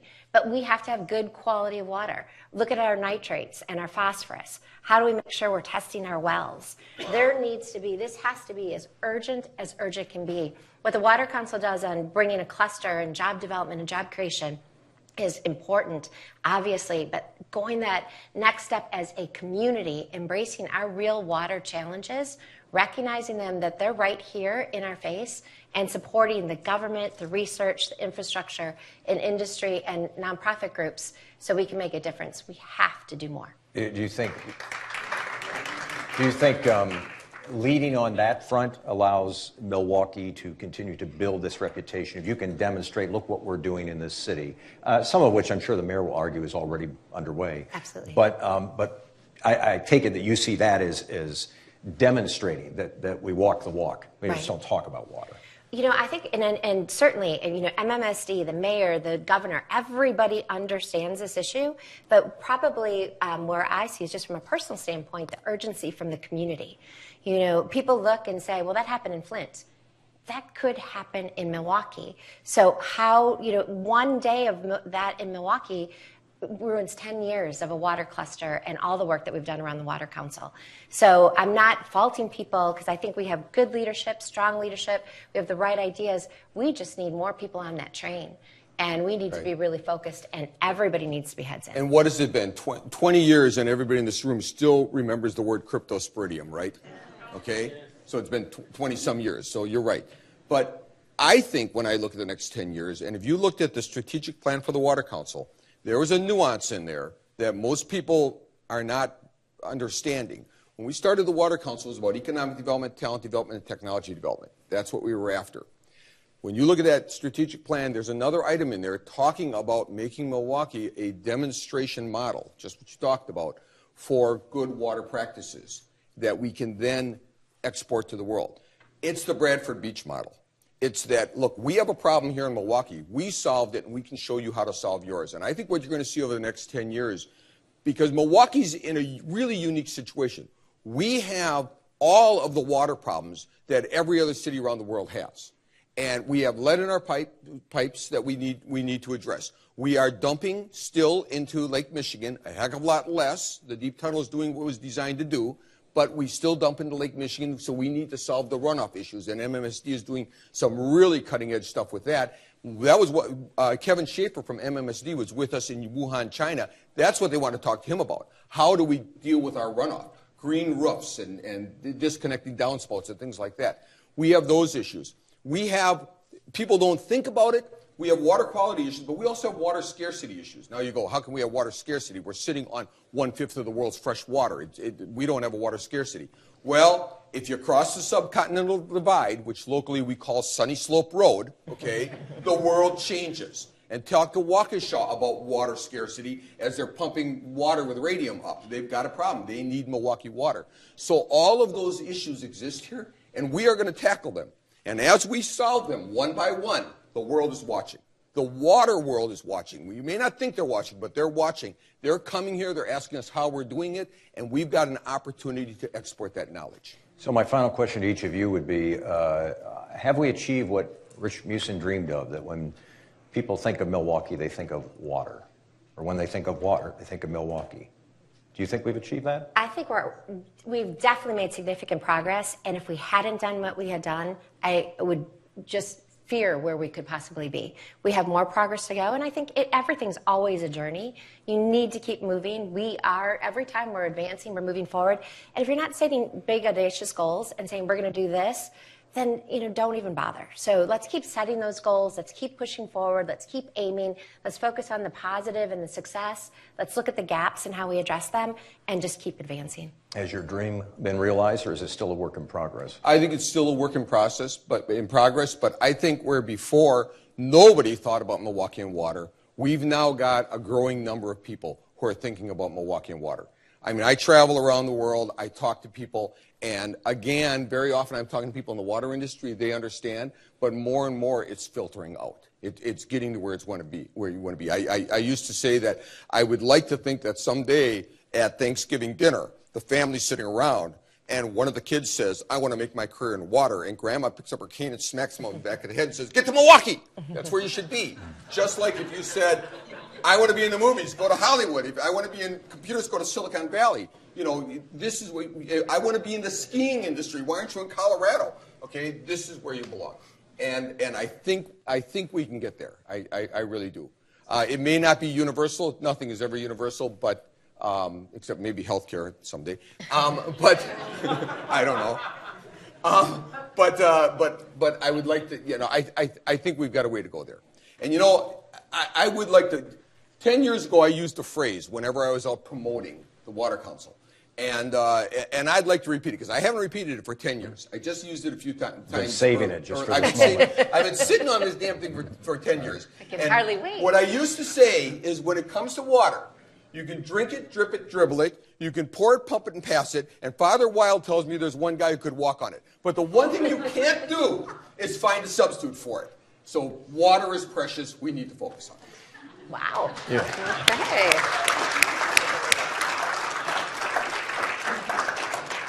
You're so calm and reserved compared to 10 years ago. I know, yeah. Let me take a few questions. If you're in the seating bowl, press down. If you're in the back, we'll bring a microphone over so we can hear it. If you have a question, keep it brief, and we'll take as many as possible. I cannot believe we answered every single question. Yeah, I know. Go ahead. Brief, please. Thank you for finally hitting on what I thought this was going to be about, water and water conservation. 10 years ago I was here. 20 years ago, Ed Garvey was our lawyer, and we sued Perrier Nestle's for wanting to take our water and take it out. We won. And the environment now, we need to change and have swamps left because the public, the administrators don't understand what the policies are and what happens to our land and our water. Is the swamps are there for our environment, for our livelihood. Crawford County. But can I ask you just kind of get to the question, if you would, please? What can we do, and what can you two do, because you are on it now, to make this the important thing in Milwaukee's water development, that Milwaukee is known for making our water better? Right. I think Kevin Schaefer and MMSD took a very unique approach to his job, which is making sure we are properly handling our water in this area. And his challenge was that although we have arbitrary geographic boundaries where Milwaukee County ends and his responsibility ends, the source of his water is very often further north, and the source of a lot of our pollution is non-point source pollution in the Milwaukee River and the other rivers that come down here. And he actually got permission to go outside of his territory and start buying up swamps and lowland to keep the water there so it wouldn't come flooding down during a heavy rainfall.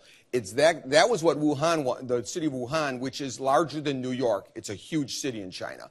This is not a little tiny city. This is 14, 15 million people.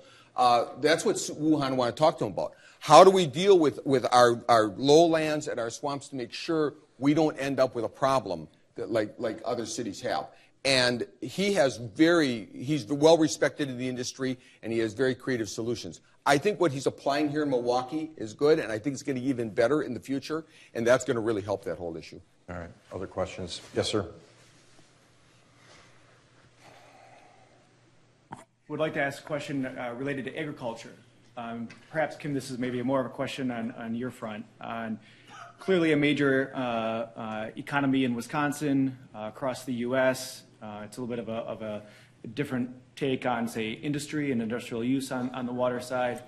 When you look at TMBLs and phosphorus, it's certainly not the only contributor, but it's a significant contributor. And if you look at Bradford Beach, it's a tie to that as well. And I guess if we look at opportunities on the technology side, really depressed economy for the agriculture, and then we look at the need for learning from some of these disciplines, whether it's stormwater management or MMSD, I guess would like to hear a vision on how you see agriculture as a next step for the Water Council or your work. Great. I'm so glad you asked that question because when I looked back, I was kind of trying to reflect just from our own personal business where we were in 2009 compared to now.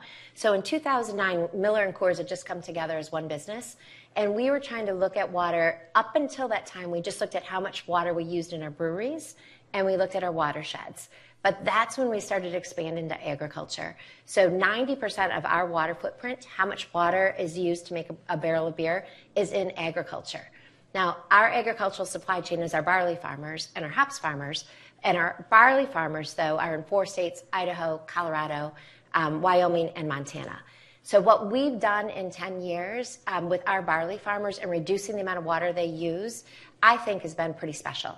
So we work with them. We've created new barley varieties, not genetically modified, but new barley varieties that require less water and less inputs, so they're not as damaging to the watersheds where we're growing. So you can probably grow cotton in Arizona because we can grow barley in San Luis Valley, Colorado.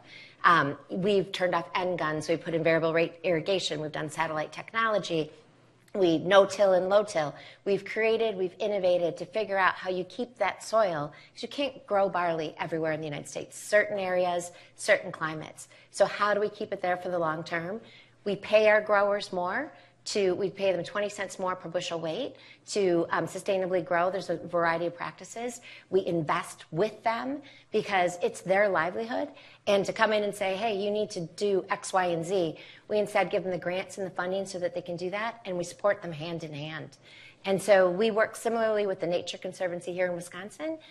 It's not our supply chain, but what we can do with the soybean crops and the corn growers. I think those type of best practices where you bring nonprofits, again, bring the researchers, bring the industry, and you bring agriculture together are going to create really great change. Let me take 1 or 2 more questions. Sure. From the Water Council standpoint, Matt Howard with the AWS. He and another member of our staff, Dylan Waldhuter, have partnered with the River Alliance in the last year and a half or so to actually implement the standard at 2 farms in Marathon County, Clearwater Farms initiative that we announced back in June.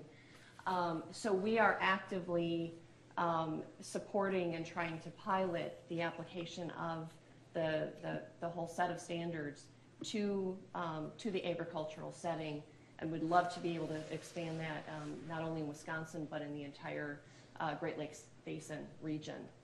So we see a lot of potential there. Let me take one final question, then we'll wrap this segment up. Yes, sir? What is the status right now of research and handling of pharmaceuticals in the water? Yeah, good question. There's a lot of cutting-edge research being done at the School of Freshwater Sciences, and I've talked to some of the researchers there. It's a concern, obviously. One area that I'm familiar with, which I think is interesting, is that there's an increasing amount of metformin in Lake Michigan, okay, because so many of us are on metformin for our diabetes, like I am, okay, and apparently to get the needed amount of metformin, I have to take a 1,000-milligram pill, and my body only absorbs about 100 milligrams, and the other 900 gets washed through my body and out. Now, in my case, it's heavily diluted with vodka, so that's a good thing. But it ends up in Lake Michigan, obviously. And what I do like about what they're doing right now is they're not asking the question, how do we get the metformin out of Lake Michigan? They're asking the first question, which is it bad for us? Given the obesity in America, maybe a little bit of metformin in our water, like the fluorine for our teeth, which was not a communist plot, by the way, like the fluorine for our teeth, maybe that's a good thing. So they're evaluating what the health impact is of metformin in Lake Michigan. There are other things we know that are bad, and they are trying to focus on that. And again, the School of Freshwater Sciences is working with MMSD. And again, this is because of the water cluster here, that you get these organizations working together so closely. And I think the young woman up here mentioned her opportunity to work with MMSD. Part of the Water Council's initiative was to get MMSD and the Milwaukee Water Department to agree to run pilots for technologies we bring them. And so they're running a lot of the pilots to remove the pharmaceuticals, and other sewage districts are coming to them and saying, how are you doing this? So I think there's some good cutting-edge stuff being done there. But obviously, as America takes more and more medication, okay, and not all of it gets absorbed in your body, and a lot of people think it's because we're dumping our bottles down the toilet, okay? That isn't what's causing it. It's caused because it's coming through our system, and we don't know a better way to do it. We're working on it, and I think there's some good work being done here in Milwaukee. I'm going to wrap things up there. Thanks to our panelists, Rich Musin and Kim Murata. The next panel will start promptly at 11:20, so you have 2 minutes left for your break. Thank you very much. Thank you. Good to see you. All right, we're going to get underway with our final panel of the day. Thanks very much again for being with us for this morning. We'll talk a little bit about the public sector today with 3 distinguished guests. I will introduce them to you briefly. Milwaukee Mayor Tom Barrett. Everybody knows the mayor, first elected in 2004. He is a member of the Water Council. Preston Cole is the Secretary of the Department of Natural Resources in the administration of Governor Tony Evers. He was appointed by the governor, and some of you obviously know Preston from his work here in the city of Milwaukee. He held a number of leadership positions here. He is a former member of the Water Council. And seated next to me is Mark Money. He is Chancellor of the University of Wisconsin-Milwaukee. He was appointed Chancellor in 2014. Won't you please give them a warm welcome? Thanks for you guys. So we're looking back and looking forward, and Mayor Barrett, I'll begin with you because you joined us 10 years ago to talk about Milwaukee's comparative advantage at the time. So 10 years later, are we where you hoped we would be? We're moving in that direction. I won't give us an A+. I'll give us a solid B for moving in that direction. I think we have changed the perception of Milwaukee in a significant way over the last 10 years. All you have to do is look at yesterday's Wall Street Journal that said 10 places you should visit before everybody finds out about them, and Milwaukee is one of them. There you go. There you go. or look at Airbnb, where we have the largest one-year increase on this planet between 2019 and 2020. So I think we've changed the image, and a lot of it has to do with how people perceive us. And I tell many, many groups, as I welcome them, as I did 10 years ago, we're happy to have you here from the East Coast and the West Coast and the Gulf Coast, and welcome to America's Fresh Coast. And I think that people are starting to understand what we're talking about. Now, the reason I don't give us an A is I think our vision 10 years ago was to create all of these new jobs in water technology. And although we just had the announcement that Miller is going to be moving hundreds of jobs back, and we've had some success there, I'd like us to be further there. And I think that's a reflection as much about the need to have more venture capital here. And we can talk more about that. But that's the place where I think we need some work. But I've also think we've come a long way in reaching my goal of having a trifecta. And when I say a trifecta, I've always wanted to have each of our rivers to be a place where you'd have positive economic activity coupled with sustainability and environmental measures. And obviously the Milwaukee River was the first one to achieve that. That occurred under John Norquist's leadership with the Riverwalk. But we have expanded that considerably. 80% of the Riverwalk has been constructed since I've been mayor. So that's been a big change. And you've got a lot of jobs in housing along there. The Menominee Valley has been a very, very successful, and with the Hank Aaron Trail, and this is something Preston is very, very familiar with as well in his past job and current job. And the recent announcement of Komatsu to have its headquarters along the Kinnickinnick, just south of the School of Freshwater Science, again, combines positive economic activity with sustainability. And that's always been part of my vision, to have that occur. Preston Cole, let's talk about how the governor views this, because we heard from the former governor, Jim Doyle, back in 2010. How does Governor Evers view the water cluster, the efforts to make Milwaukee a global water technology hub? Where does that fall in importance for you? Well, I'm going to have this young man stand up and show him that T-shirt. That is Governor Evers' mandate for the state of Wisconsin. This is our year of clean, fresh drinking water. And, of course, he brings that to bear, having traveled all over the state, hearing from the public as to what was challenging them. And water was the resounding issue. And so the Water Council, the School of Freshwater Sciences, and certainly the work that's going on around the state in our research institutions give us hope that the opportunities exist. But there are far too many people across the state of Wisconsin that turn on their tap and do not get clean, fresh drinking water. And as Wisconsinites, he believes we deserve better. Whether you're in Iowa County, Lafayette, and Grant County, a lot of that water is tainted by nitrates in water. Blue baby syndrome, of course, pregnant women are in harm's way. Lead laterals, Milwaukee, of course, is the epicenter of that. But quite frankly, it's 4 times higher here in Milwaukee than it is in Flint. So we have a lot of work to do. And the governor moved on a $40 million budget initiative to help 130 city, towns, and villages across the state. Milwaukee is not the only place where lead laterals exist. And quite frankly, I believe the legislature made a misstep in not funding those programs. But again, what gives us hope, he made his way here to the School of Freshwater Sciences and shared the podium with Chancellor Monet and committed to a $10 million lift when the Water Council, not the Water Council, but the School of Freshwater Sciences, and of course the Chancellor put in play this idea of their water collaboration. So we continue to be excited about what's coming around the corner, and we know that we have a checkered past with regard to clean water, but we're going to solve many of those problems. Chancellor Mone, 10 years ago we had Carlos Santiago, the former chancellor at UWM, with us. He talked at the time about 2 things that we really needed: ideas and hope. Today we have a lot more than that. We do have a School of Freshwater Sciences. We have this idea for a freshwater collaborative. Where do you think we stand 10 years beyond 2009?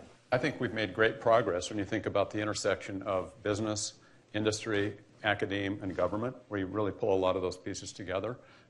We've been identified as one of the top 3 regional clusters in the world. If you think about the work that we're doing and the collaborative opportunities, when you talk about hope and ideas, I think about what's in front of so many people as we're in the room today, the water that we have here and what we have as a resource in this region.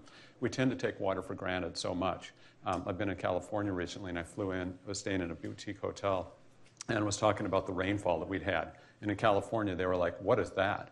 And what's happening in California, what's happening in Texas, what's happening in Atlanta, what's happening in a lot of cities. And I think Milwaukee, and in particular this larger region, has huge opportunities where ag is going to continue to rediscover the Midwest because of the access, what we have in terms of the Great Lakes. But specific to what Milwaukee and this region have is we're just miles ahead in terms of having the opportunities to build on the kinds of companies that with Rich, your leadership with respect to the Water Council and how we have companies like Badger Meat or Zurn, A.O. Smith, and so many other companies, and frankly, going back more than 100 years, the roots of Milwaukee in terms of what we're based on, it's not just water companies, of which we have over 200 in this region, but it's all companies and all of our lives that are so dependent on water. But water is threatened today around the world. We were with Dan Egan, who wrote The Death and Life of the Great Lakes. He was with the Journal Sentinel for many years, has a great appointment there, but he's also been a senior policy fellow for us. And he wrote this incredible book, and it documents well the issues that are in front of us, and not just environmentally, but industrially and all these other areas. So we've got to work much more collaboratively, and we've got the blueprints laid. We'll talk about, you've been hearing today about a lot of the collaborations, but the things that are happening today, concretely, Industry University Collaborative Research Consortium, where we have Marquette and UW-Milwaukee working together to solve industry needs, to develop new water technologies. But there's also a lot of policy issues and other things like that. But we're in this world of opportunity, but also significant threats. So I think we're in a better place than we were 10 years ago, much concrete work. I think about what Dean Klump has led and been just so important in terms of the School of Freshwater Science, the faculty, the types of science, the types of individuals that we're training for so many positions in water. So we've got some great opportunities, but as Secretary Cole has said, we need additional resources. We really need to put the money in terms of whether it's around solving the water challenges or educating students of the future. I want to talk to the two of you specifically about this freshwater collaborative idea in just a moment, but I did want to come back to something the mayor said. You said you gave us a B, and really the B is largely because of the jobs component. And I want to revisit, back in 2009, you and Rich Musin were talking about creating special districts that might offer tax incentives, a lower rate for the use of water if you located a business, for example, in the Century City area, in a place that has issues of joblessness and poverty. Are those kinds of discussions just no longer a part of the conversation, or how do we view this from a job standpoint? Back in 2009, when Rich and I did that, we actually did a piece for the paper, right? And I thought, oh, this is great. We've got the Wave District, right? Rich Musin and Tom Baird agreeing on having this thing, which I thought was going to be the win-all, and it turned out that made it a loser, I think, Rich, just the fact that we were doing it together. But what we found, we went to the PSC, and they gave us the okay, but they put some pretty tough rules on it, and frankly, it became unworkable. And I think we finally pulled the plug in 2013 and said, this isn't, there's too many, frankly, bureaucratic roadblocks to have this happen. And what Could it ever be workable? I think our pricing mechanism makes us attractive to water-intensive industries, the way we price our water. So as we've looked at it moving forward, I think if you are a water-intensive industry, you want to be in Milwaukee. I think because of the rate structure. So I don't think that part of the concept failed. I think the concept that we would have it fancy, I think that didn't work. Clearly it didn't work, and we decided. But that's part of what local government's all about, is you get out there and you try an idea. If it works, you do it. If you don't, you just move on to the next thing. But what we have been able to do, I think, is to focus on water as not only a commodity, but also as a magnet, and to have businesses who appreciate it for their employees. And I think that actually has had more sustainability than having it as a product, if you understand what I'm saying. No, I do. Chancellor Mone and Secretary Cole. So Governor Evers, and you mentioned this, Secretary, that he has this idea of a freshwater collaborative. In other words, it's originally it was about $26 or $27 million over the span of 6 years or so.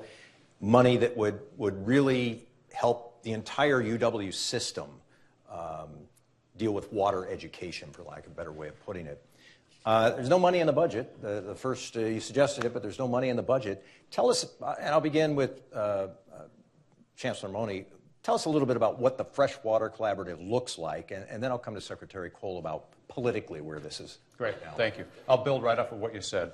It's a way to bring the 13 campuses across the UW system together around increasing education in water sciences. And that could be everything from water technology, water business, water law, to the environmental side, all the science, different aspects. We envision within 5 years having an additional 1,000 students at the undergraduate level, an additional 400 at the graduate level. These students today are in great demand, whether it's in companies, in government, and other educational opportunities, to really create something that we don't have much to bring interdisciplinary focus around. We also want to solve, and this is really key, and this is why I think there's interest from government and industry funding, we want to solve what we consider to be the 10 grand water challenges.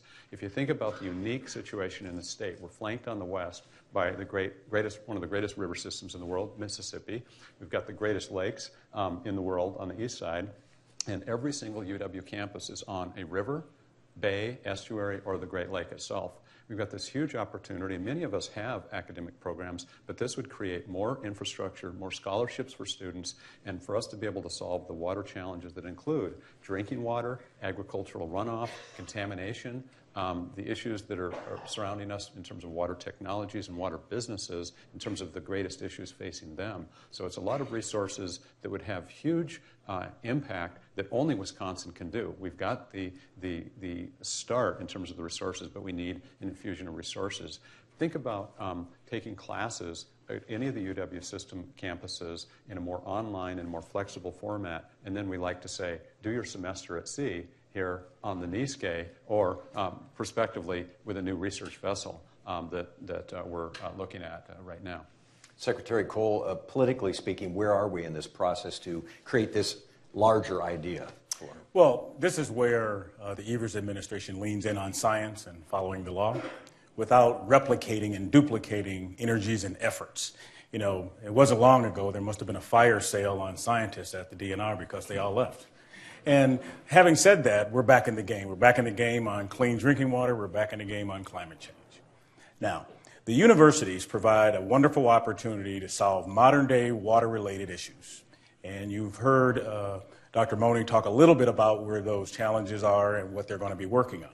Well, what that allows us to do, if you're a budget hawk, you want to see this happen. You don't want to see DNR hiring more scientists when we already have them at our colleges and universities.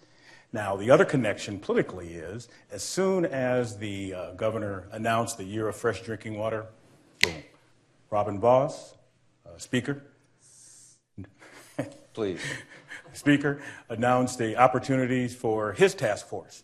And if you know Speaker Vos, he is not going to put a task force to go to 12 to 13 different locations around the state of Wisconsin and hear from the public and gain intel if he's not going to do something. Matter of fact, he'd get criticized for going on the road and not doing something.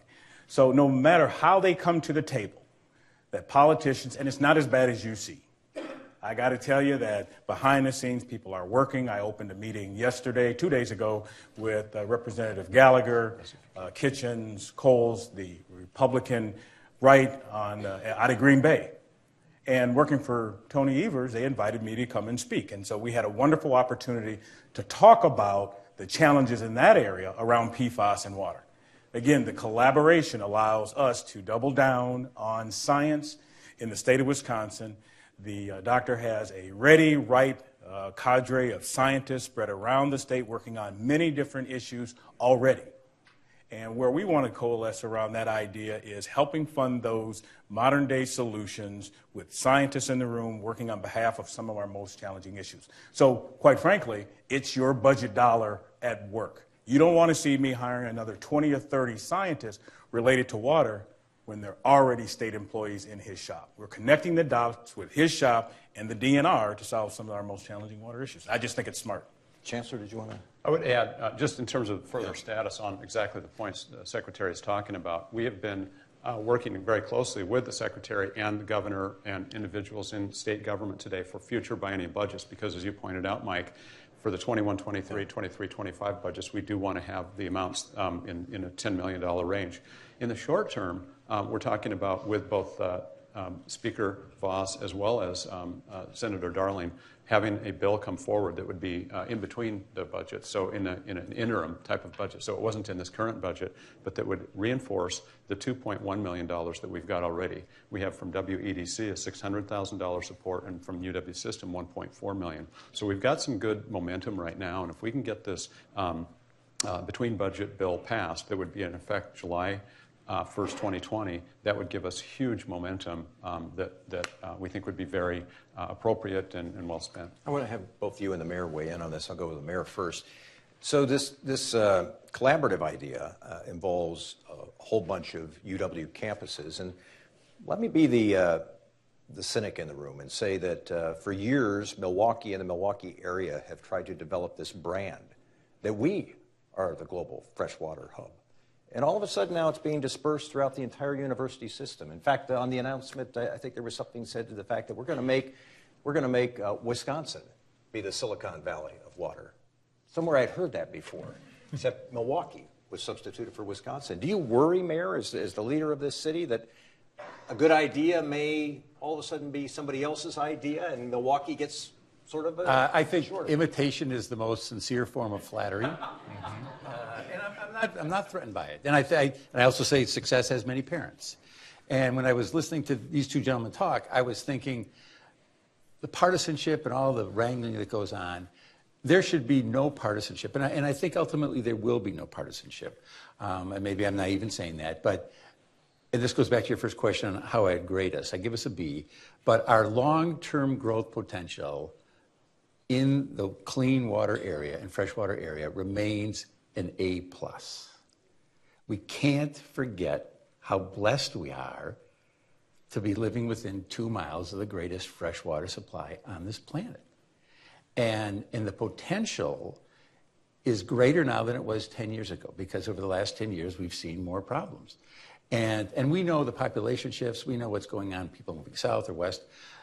I'm telling you, I feel more confident than ever before that the time is going to come when our fresh water is going to be such an incredible asset that we are going to have more businesses and more people moving here. So I'm playing the long game. And so I'm more than happy. In fact, when I went down to Cleveland several years ago and told them to talk about the Fresh Coast. I've said it in Chicago, talk about the Fresh Coast.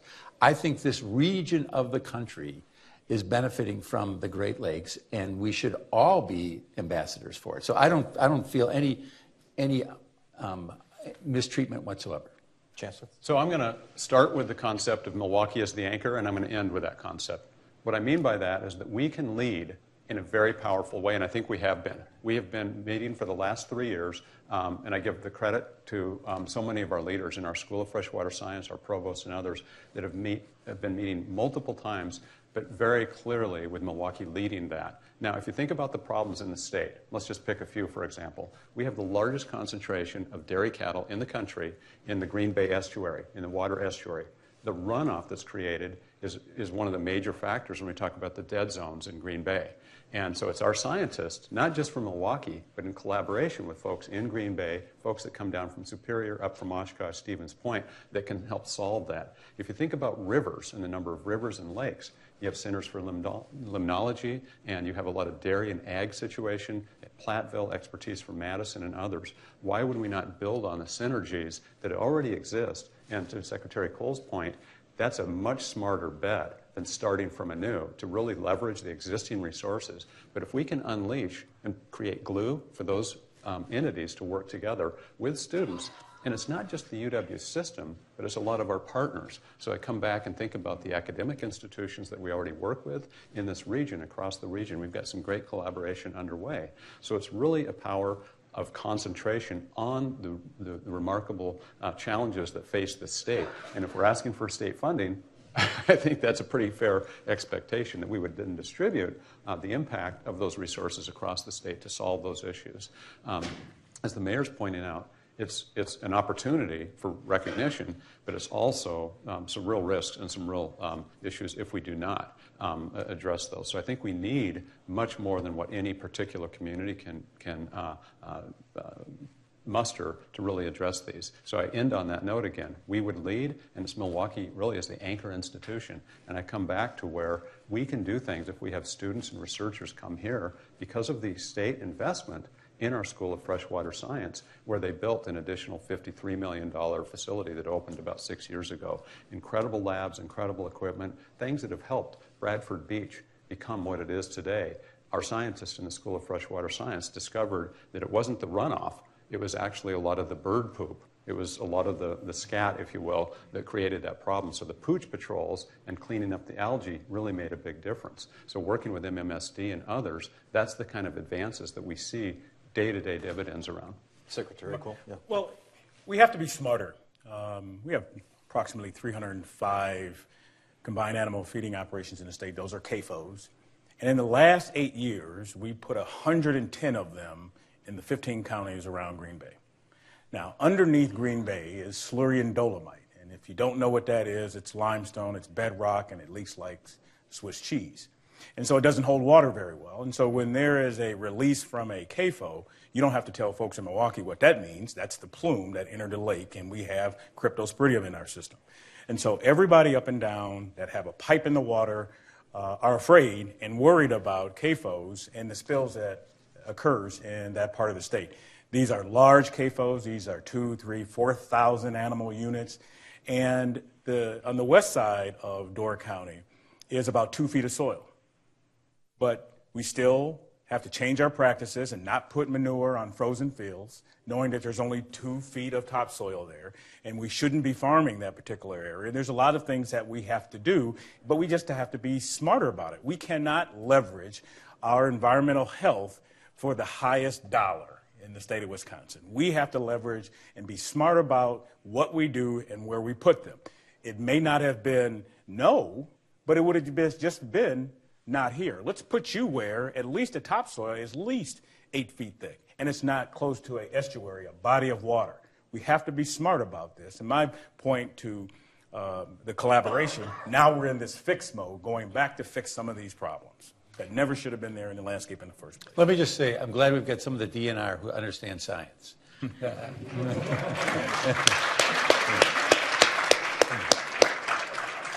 I want to ask each of you to weigh in on something that came up earlier, and this is the question of can the water cluster do what everyone hoped it might do if we don't have sufficient amounts of venture capital invested in this community? Can we create new jobs? Can we create new companies if we're still struggling to get people to invest here in these young companies? Mayor, what do we do? Can we do anything differently?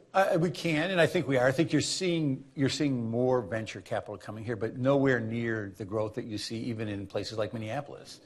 And I think that's, without a doubt, the most significant barrier we face is how do we get people to invest here? And again, I know that Rich has worked on this. I know the Water Council has worked on this. You need some wins to get more wins. What we were able to do, for example, we attracted Zurn to the Reed Street Yards. We were hoping that would spur more investment. That didn't happen in terms of water-related industry. Obviously, having Komatsu is a plus. I think that the attractiveness of Milwaukee as it grows, and I think we're witnessing that in real time right now as we're seeing more companies that want to locate here, which I'm obviously very, very proud of.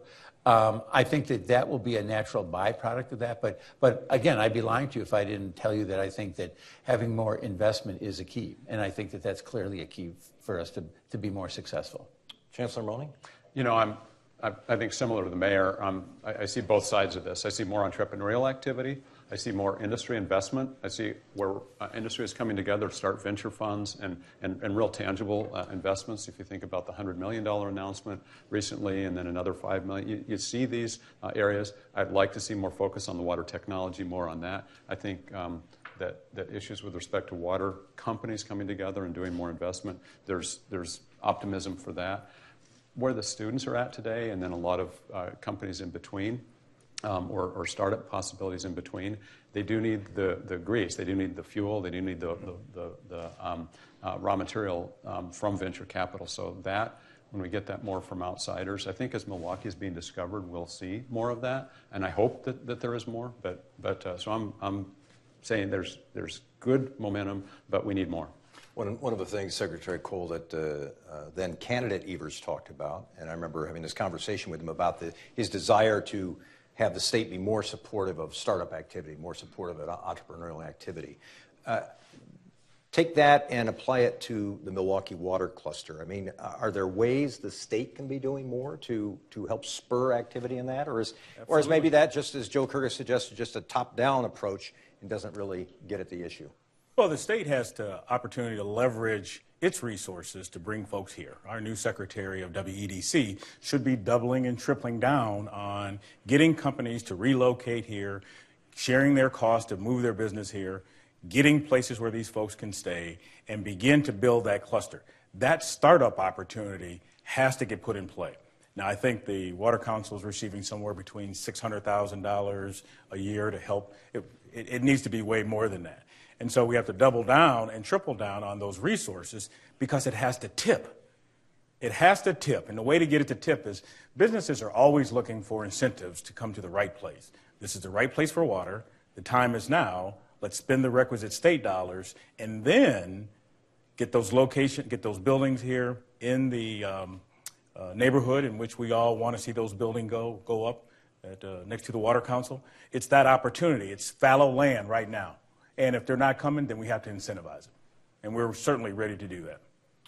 Street yards. What is the status of that? I know that Rich Busen said he was a little disappointed there wasn't more new companies locating there. Well, a couple of things. The Street Yards, which is the area just south of the Harley-Davidson Museum and where the Water Council is located, the city put in $7 million for infrastructure there. So we have a partnership, a real working partnership with it. We put another $5 million actually into a fund for companies that will be there. That Zern drew on that. And I think we came to the point where we thought, all right, if we're not going to get water-intensive industries there, I still want to have industry there. And so we're talking to other companies right now that I would not classify as necessarily water-intensive in terms of water cluster, but it's a very important part of the city. And again, what we're finding is companies are attracted to the water. They are attracted. People like having waterfront property. They like being near the water. So I think it's still going to be a success. I'm still incredibly, incredibly positive that we're going to have more investment there. I'm very confident about that. I'll just remind folks about, the Menominee Valley. It tipped after a period of time. It was, the back door to the city, right, with stockyards and those kinds of things. But once it tipped, it kept going. And that's the same ideology where Mayor Barrett and Rocky, they're out on the block talking to individuals to incentivize them coming there. You can't get a place in Menominee Valley at this point. It's only a matter of time. And I'd add to that a little bit in terms of when we think about entrepreneurial activity. And if you look at a company like Miller Beer that started, and I'm saying Miller Beer in the old days, okay, so Miller Brewing, going back a long time. Fred Miller started that, and it didn't take off initially. And there's a lot of other companies that were making beer in Milwaukee at the time, and a lot of industry that grew around it.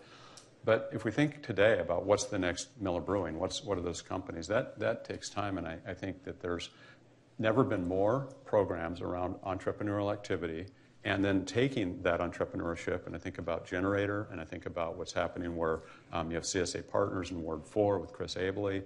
I think about the focus and the concentration with the activities at UWM, at Marquette, at the Commons, with what we're doing across 2- and 4-year academic institutions in the region. So things are ripe, but again, I come back to it would be nice to have, in addition to what industry, in addition, for example, WEDC has helped and the state has helped with the brew. When we talk about water-related entrepreneurial activity, those pieces are all part of this ecosystem. But a huge kick in terms of additional outside investments would help. Keep in mind, Wisconsin is among the bottom states, and Milwaukee is among the least competitive states when it comes to this overall. And I think the mayor's right. I think we do need to have that venture capital from outside, in addition to all the other components that we have. Mm-hmm. Final question: the future of the water initiative. What's key in the next 5 to 10 years from each of your perspective? What do you think needs to happen. And we kind of ended the conference in 2009 that way, and I thought that would be a good thing to do this time around. Chancellor? I'll start with why I'm really pleased about the turnout that we have for this conference and the importance of this. I think it's a more uniform recognition of both the opportunities that are in front of us with respect to all the water issues that have been talked about, but also the cost of ignoring them. And I think more uniformity, and I think I'm really pleased with the direction that government is going. I'm really pleased with where I see industry and the nonpartisan aspects that we're seeing in state government today, where I can talk about working with Speaker Voss and Senator Darling, who will be in conversations this week with, at the same time, Governor Evers and his administrative team with Secretary Cole talking about for the future budget rollout. So I think we need to have more momentum. And if we look back in 5 years and 10 years, if we don't see that continue, we'll probably not see this area realize its potential. The threats are real. The issues facing us in terms of the water front, but we could not be better situated for those. Secretary Cole, what's a reasonable expectation for us, and what are reasonable aspirations in the next 5, 10 years? Well, it's innovation, technology, and certainly science, but never underestimate the value of organizing a city, town, or village to be adaptive to when companies are coming to you. And what we've been able to do in a previous life, I happen to be the building code official, thank you, Mayor, in the city of Milwaukee, and there was a gap between where should people go. So Dean was the arbiter in bringing people to us. Well, you also have to get DSPS, Safety and Professional Services, DHS, Department of Health Services, on occasion DATCAP and the DNR. There is a gentleman at our permit center named Burgess McMillan. That new technology, whatever it is, and we started with pipelining, of course, which is now you can do in the city of Milwaukee and any other place. Well, the notion is when you walk into the permit desk and you have new water technology, you get to meet Burgess McMillan. Burgess McMillan is the intake person for that. And what happens at that point, he's then able to call the requisite representatives from DHS, DATCAP, DSPS to have a conversation about what's going on with this new technology. He'll put everyone in a room so that these individuals who have innovative projects, innovative ideas, can have a conversation with the regulator right here in the city of Milwaukee.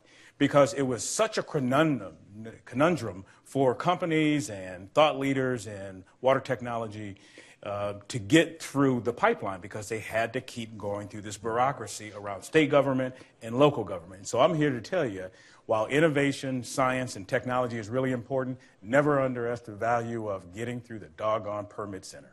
Mm-hmm. That's true. Mayor, you get the final word, and then we'll take a couple questions. Well, I think that we certainly are in a good trajectory. I like our trajectory very, very much, and I think we just have to keep doing what we're doing. And again, I think you are going to ultimately see the dollars flow here because of the reasons I talked about before, because of our natural advantages. They are real, they are sustainable, and I think once businesses recognize that, I think that we're going to see more investment. So I'm very bullish on the future as it pertains to our status as a water hub and a water center and really the freshwater capital of the world. A real quick final question on that. How much does the DNC give you? What kind of opportunity does the Democratic National Convention give you to make have greater awareness of? Well, I can tell you with the many visitors that we have seen already to the city over the last 10 months, when people come to Milwaukee, they come to the city and generally speaking, they don't have a positive impression before they get here. They don't have a negative impression before. They have no impression. And so we have an unprecedented opportunity. The canvas is there right now. And over the next 9 months, we paint the canvas. And I think without question that some of the brightest colors we have to put on that canvas are the colors related to freshwater technology. Sustainability. I think all of those are winners. Frankly, they appeal to the Democratic base very, very much, but they also appeal to businesses. I think what you're seeing, and I talk about the hot cities of Denver and Portland and Seattle and places like that, they all embrace solid economic activity and sustainability. And the Great Lakes and freshwater they're so integral in all of that I think we're in a really good place. Let me take a couple questions from the audience. If you can keep your questions brief, we'll get to as many as possible. We're going to go back here. If you can wait for the microphone, we'll give you a chance to ask your question. Okay, thank you. Everyone is talking about want to bring more investment, more business, more company into this region. But have you ever think about the pollution, also the waste for the Great Lake water? For example, like the company Foxconn, everyone knows the production of the LED screen is a big waste of water and produce a lot of chemical pollutions. So how do you guys treat this problem? That's an interesting question, which we could have talked about today. You know, the Foxconn experience is interesting. It's sort of a, you know, you have people who were strong supporters, you have people who were dead set against it. But one of the issues that came up was water usage. And you wonder if companies are looking at that going, wow, are they really all that willing to share their water? Do they really want me to come there? How does the Foxconn situation influence any of this discussion? Or does it? I'll start with one comment, and that is that I would hope and I would think that with respect to DNR and regulatory issues, the issues facing Foxconn are much like what we see with so much of industry. It was the draw. It was the reason why so many companies came here, and I view Foxconn as something that, as a company and an entity, that will be environmentally responsible, that will put back in at the right temperature and the right cleanliness, just like we see a lot of municipalities and others, whereas we look at this as an incredible resource, how we manage and monitor that. I think there's going to be some model work that's been done, and I hope to see that continue in the future. Yeah, and his concern, too, is, you know, the environmental consequences of some of these companies coming here doing business. Could there be damage done to the environment? Well, as a regulator, they have a idea that they want to move on, which is a zero discharge facility. And, of course, they've passed all the requisite standards for what comes out of the top of their pipe as well. So Racine will be providing that water, and the model that they're using is the Waukesha-Milwaukee model. And so going forward, they're going to be stewards, so to speak, in terms of their water use, and trying to do a zero discharge, provide the jobs that they need to provide, while at the same time, we have to get them across the finish line as it relates to their permits. It's really up to them to stand on their environmental ethic, of which they've all shared with us. And so our hope is that there will be no opportunities for any violations if we do it right with them. So we have to walk them through that process as well. Where? And Preston mentioned Waukesha, and I see Mayor Riley is here as well. This is the making sausage that sometimes can be pretty ugly and pretty contentious. And for several years, it was pretty contentious between Milwaukee and Waukesha as it pertained to water. But to his credit, Mayor Riley and others came to us, and we were able to work this out in a way that I think has been environmentally very, very responsible, sustainability-wise very responsible, but recognized that the city of Waukesha was facing a serious problem. And I think when that happens, you can get a good result. You find there can be a balance here. You can have a environmental balance. interests, Yeah. economic interests. Yep. Yeah, okay. Let's take another question. Go back here. So a main topic of today's conference is about jobs, and I want to say I'm a little disappointed that we haven't discussed connecting marginalized communities to job opportunities, training opportunities in the water space in Milwaukee. Whose responsibility is that, and how do we get that done? I figured that issue would come up in the questions. Sure. And I'll talk a little bit about another issue we haven't talked about, which is obviously a hot political issue, and that's the issue of lead laterals in Milwaukee and the issue of lead paint in Milwaukee. And I say that because I think sometimes people associate the lead issue with the lead laterals almost exclusively. But from a health perspective, my health department says the most immediate focus needs to be on the paint issue. Having said that, I'm also mindful of the fact that we have to deal with aging infrastructure. And there's legislation pending before the state legislature right now, the 1-cent sales tax. And let me paint for you my fantasy as to what would happen. As we crafted that legislation, 1 cent would raise about $160 million. The first 25% will go to property tax relief. The next 7% would go as the bill is drafted, and this was something that I was pushing for, would go for public health issues. And specifically, what I was thinking of when I was pushing that is that that would go to a fund that would be used for lead paint and lead lateral replacements. Okay, you can have sort of a balance there. So that would generate about a little over $11 million a year. So now, for the first time, we would have, again, I have a long way to go. I'm not delusional that I've got a tough legislature to deal with in having this happen, but I just want you to have you understanding where I'm coming from. If we put $5.5 million into lead lateral replacement every year, in addition to the tens of millions we've put in already as a city, for the first time, we would have a long-term sustainable funding source for lead lateral replacements. Why is that important? It's important for several reasons. One, obviously the obvious one, it's aging infrastructure, and at some point it has to be replaced.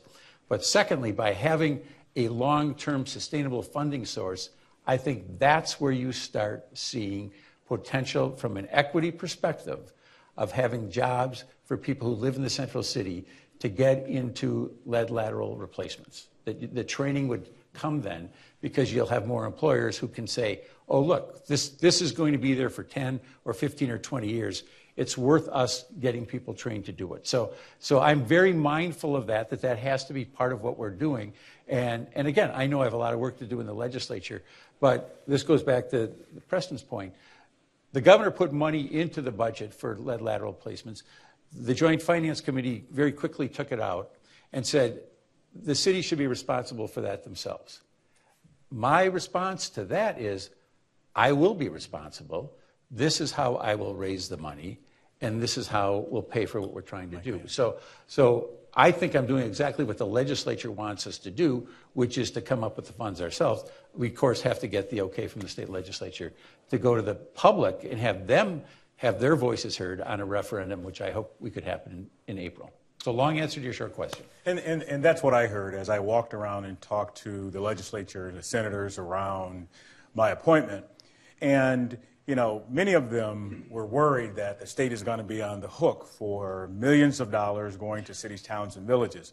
And, of course, they were worried about that. And so I believe some of that $40 million was that notion of not being accountable, but not being able to afford that. And so what I hear most often is city, towns, villages, and counties should tax themselves to take care of this problem. And I think this is going to be a ripe moment to see what occurs, knowing that individuals have gone on record saying, you know what, we can't continue to do this at the state level. Folks at the local level need to do things themselves and lift themselves out of that conundrum. And the state knows that they can be there, but they can't be on the hook. They don't want to be on the hook for millions and millions of dollars over the long haul. So I'm really interested to see how this pans out. Yeah, Chancellor, final word. And I'll take it from a different angle, from that of higher ed. And I'll speak both about UWM, which has, as far as four-year academic institutions in the state of Wisconsin, the most diverse student body and graduates, but also speaking on behalf of the Higher Ed Regional Alliance, where we have 18 two-year, four-year public and private academic institutions in the M7 region. And I'm the chair of that group. We call it HERA, Higher Ed Regional Alliance. HERA is the powerful goddess who married Zeus, and so there's other Everybody aspects. Knew that. Yeah, it could have been RIA, Regional Higher Ed Alliance, but anyway. So the point of this is we have an equity lens, and we're very mindful of the linkages between where our students are going, but first of all, fundamentally, getting more students through and working with our K-12 districts to have more students that are through, and in particular, underrepresented populations, because we all serve the students in this region. And Milwaukee has, here's an interesting fact, we have 68% of the 25 to 65-year-olds in this region. Think about where they come from. They're not far away from having linkages with the 150,000 students that are in two-year, four-year public and private in this region. We drive the state, and yet a lot of those students don't make it through, and a lot of them don't get into the workforce. So we're very mindful of that, and that's our first goal is completion, especially to close achievement gaps, of which Wisconsin has the greatest achievement gap in the state, in this country. And that continues not just for black versus white students, but we're number 50 out of 50 states, as you saw in the Journal Sentinel last week, but for Hispanic students versus white, we're 43rd from the bottom. So this has to be closed, and we're very mindful and working very much on that. I am going to wrap things up there. I think Dave Striffling is going to come back up here and say a few final words. Before I do that, though, special thanks to our panel, Chancellor Money, Secretary Cole, Mayor Barrett. Thank you very much.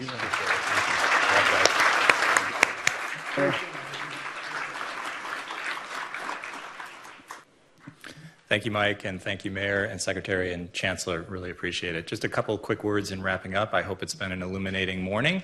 A look at the past, present, and future of the Milwaukee Water Hub and all the issues associated with that. I want to thank all of our panelists, our wonderful event staff here at the law school for making everything run smoothly, and especially all of you. Without your interest, we couldn't have events like this. I want to ask you to be sure to take a lunch on the way out, and feel free to stay and eat it in the lobby or in the cafeteria. And I hope to see you in 10 years for the next edition of Water, Jobs, and the Way Forward, but hopefully much sooner than that. Thank you.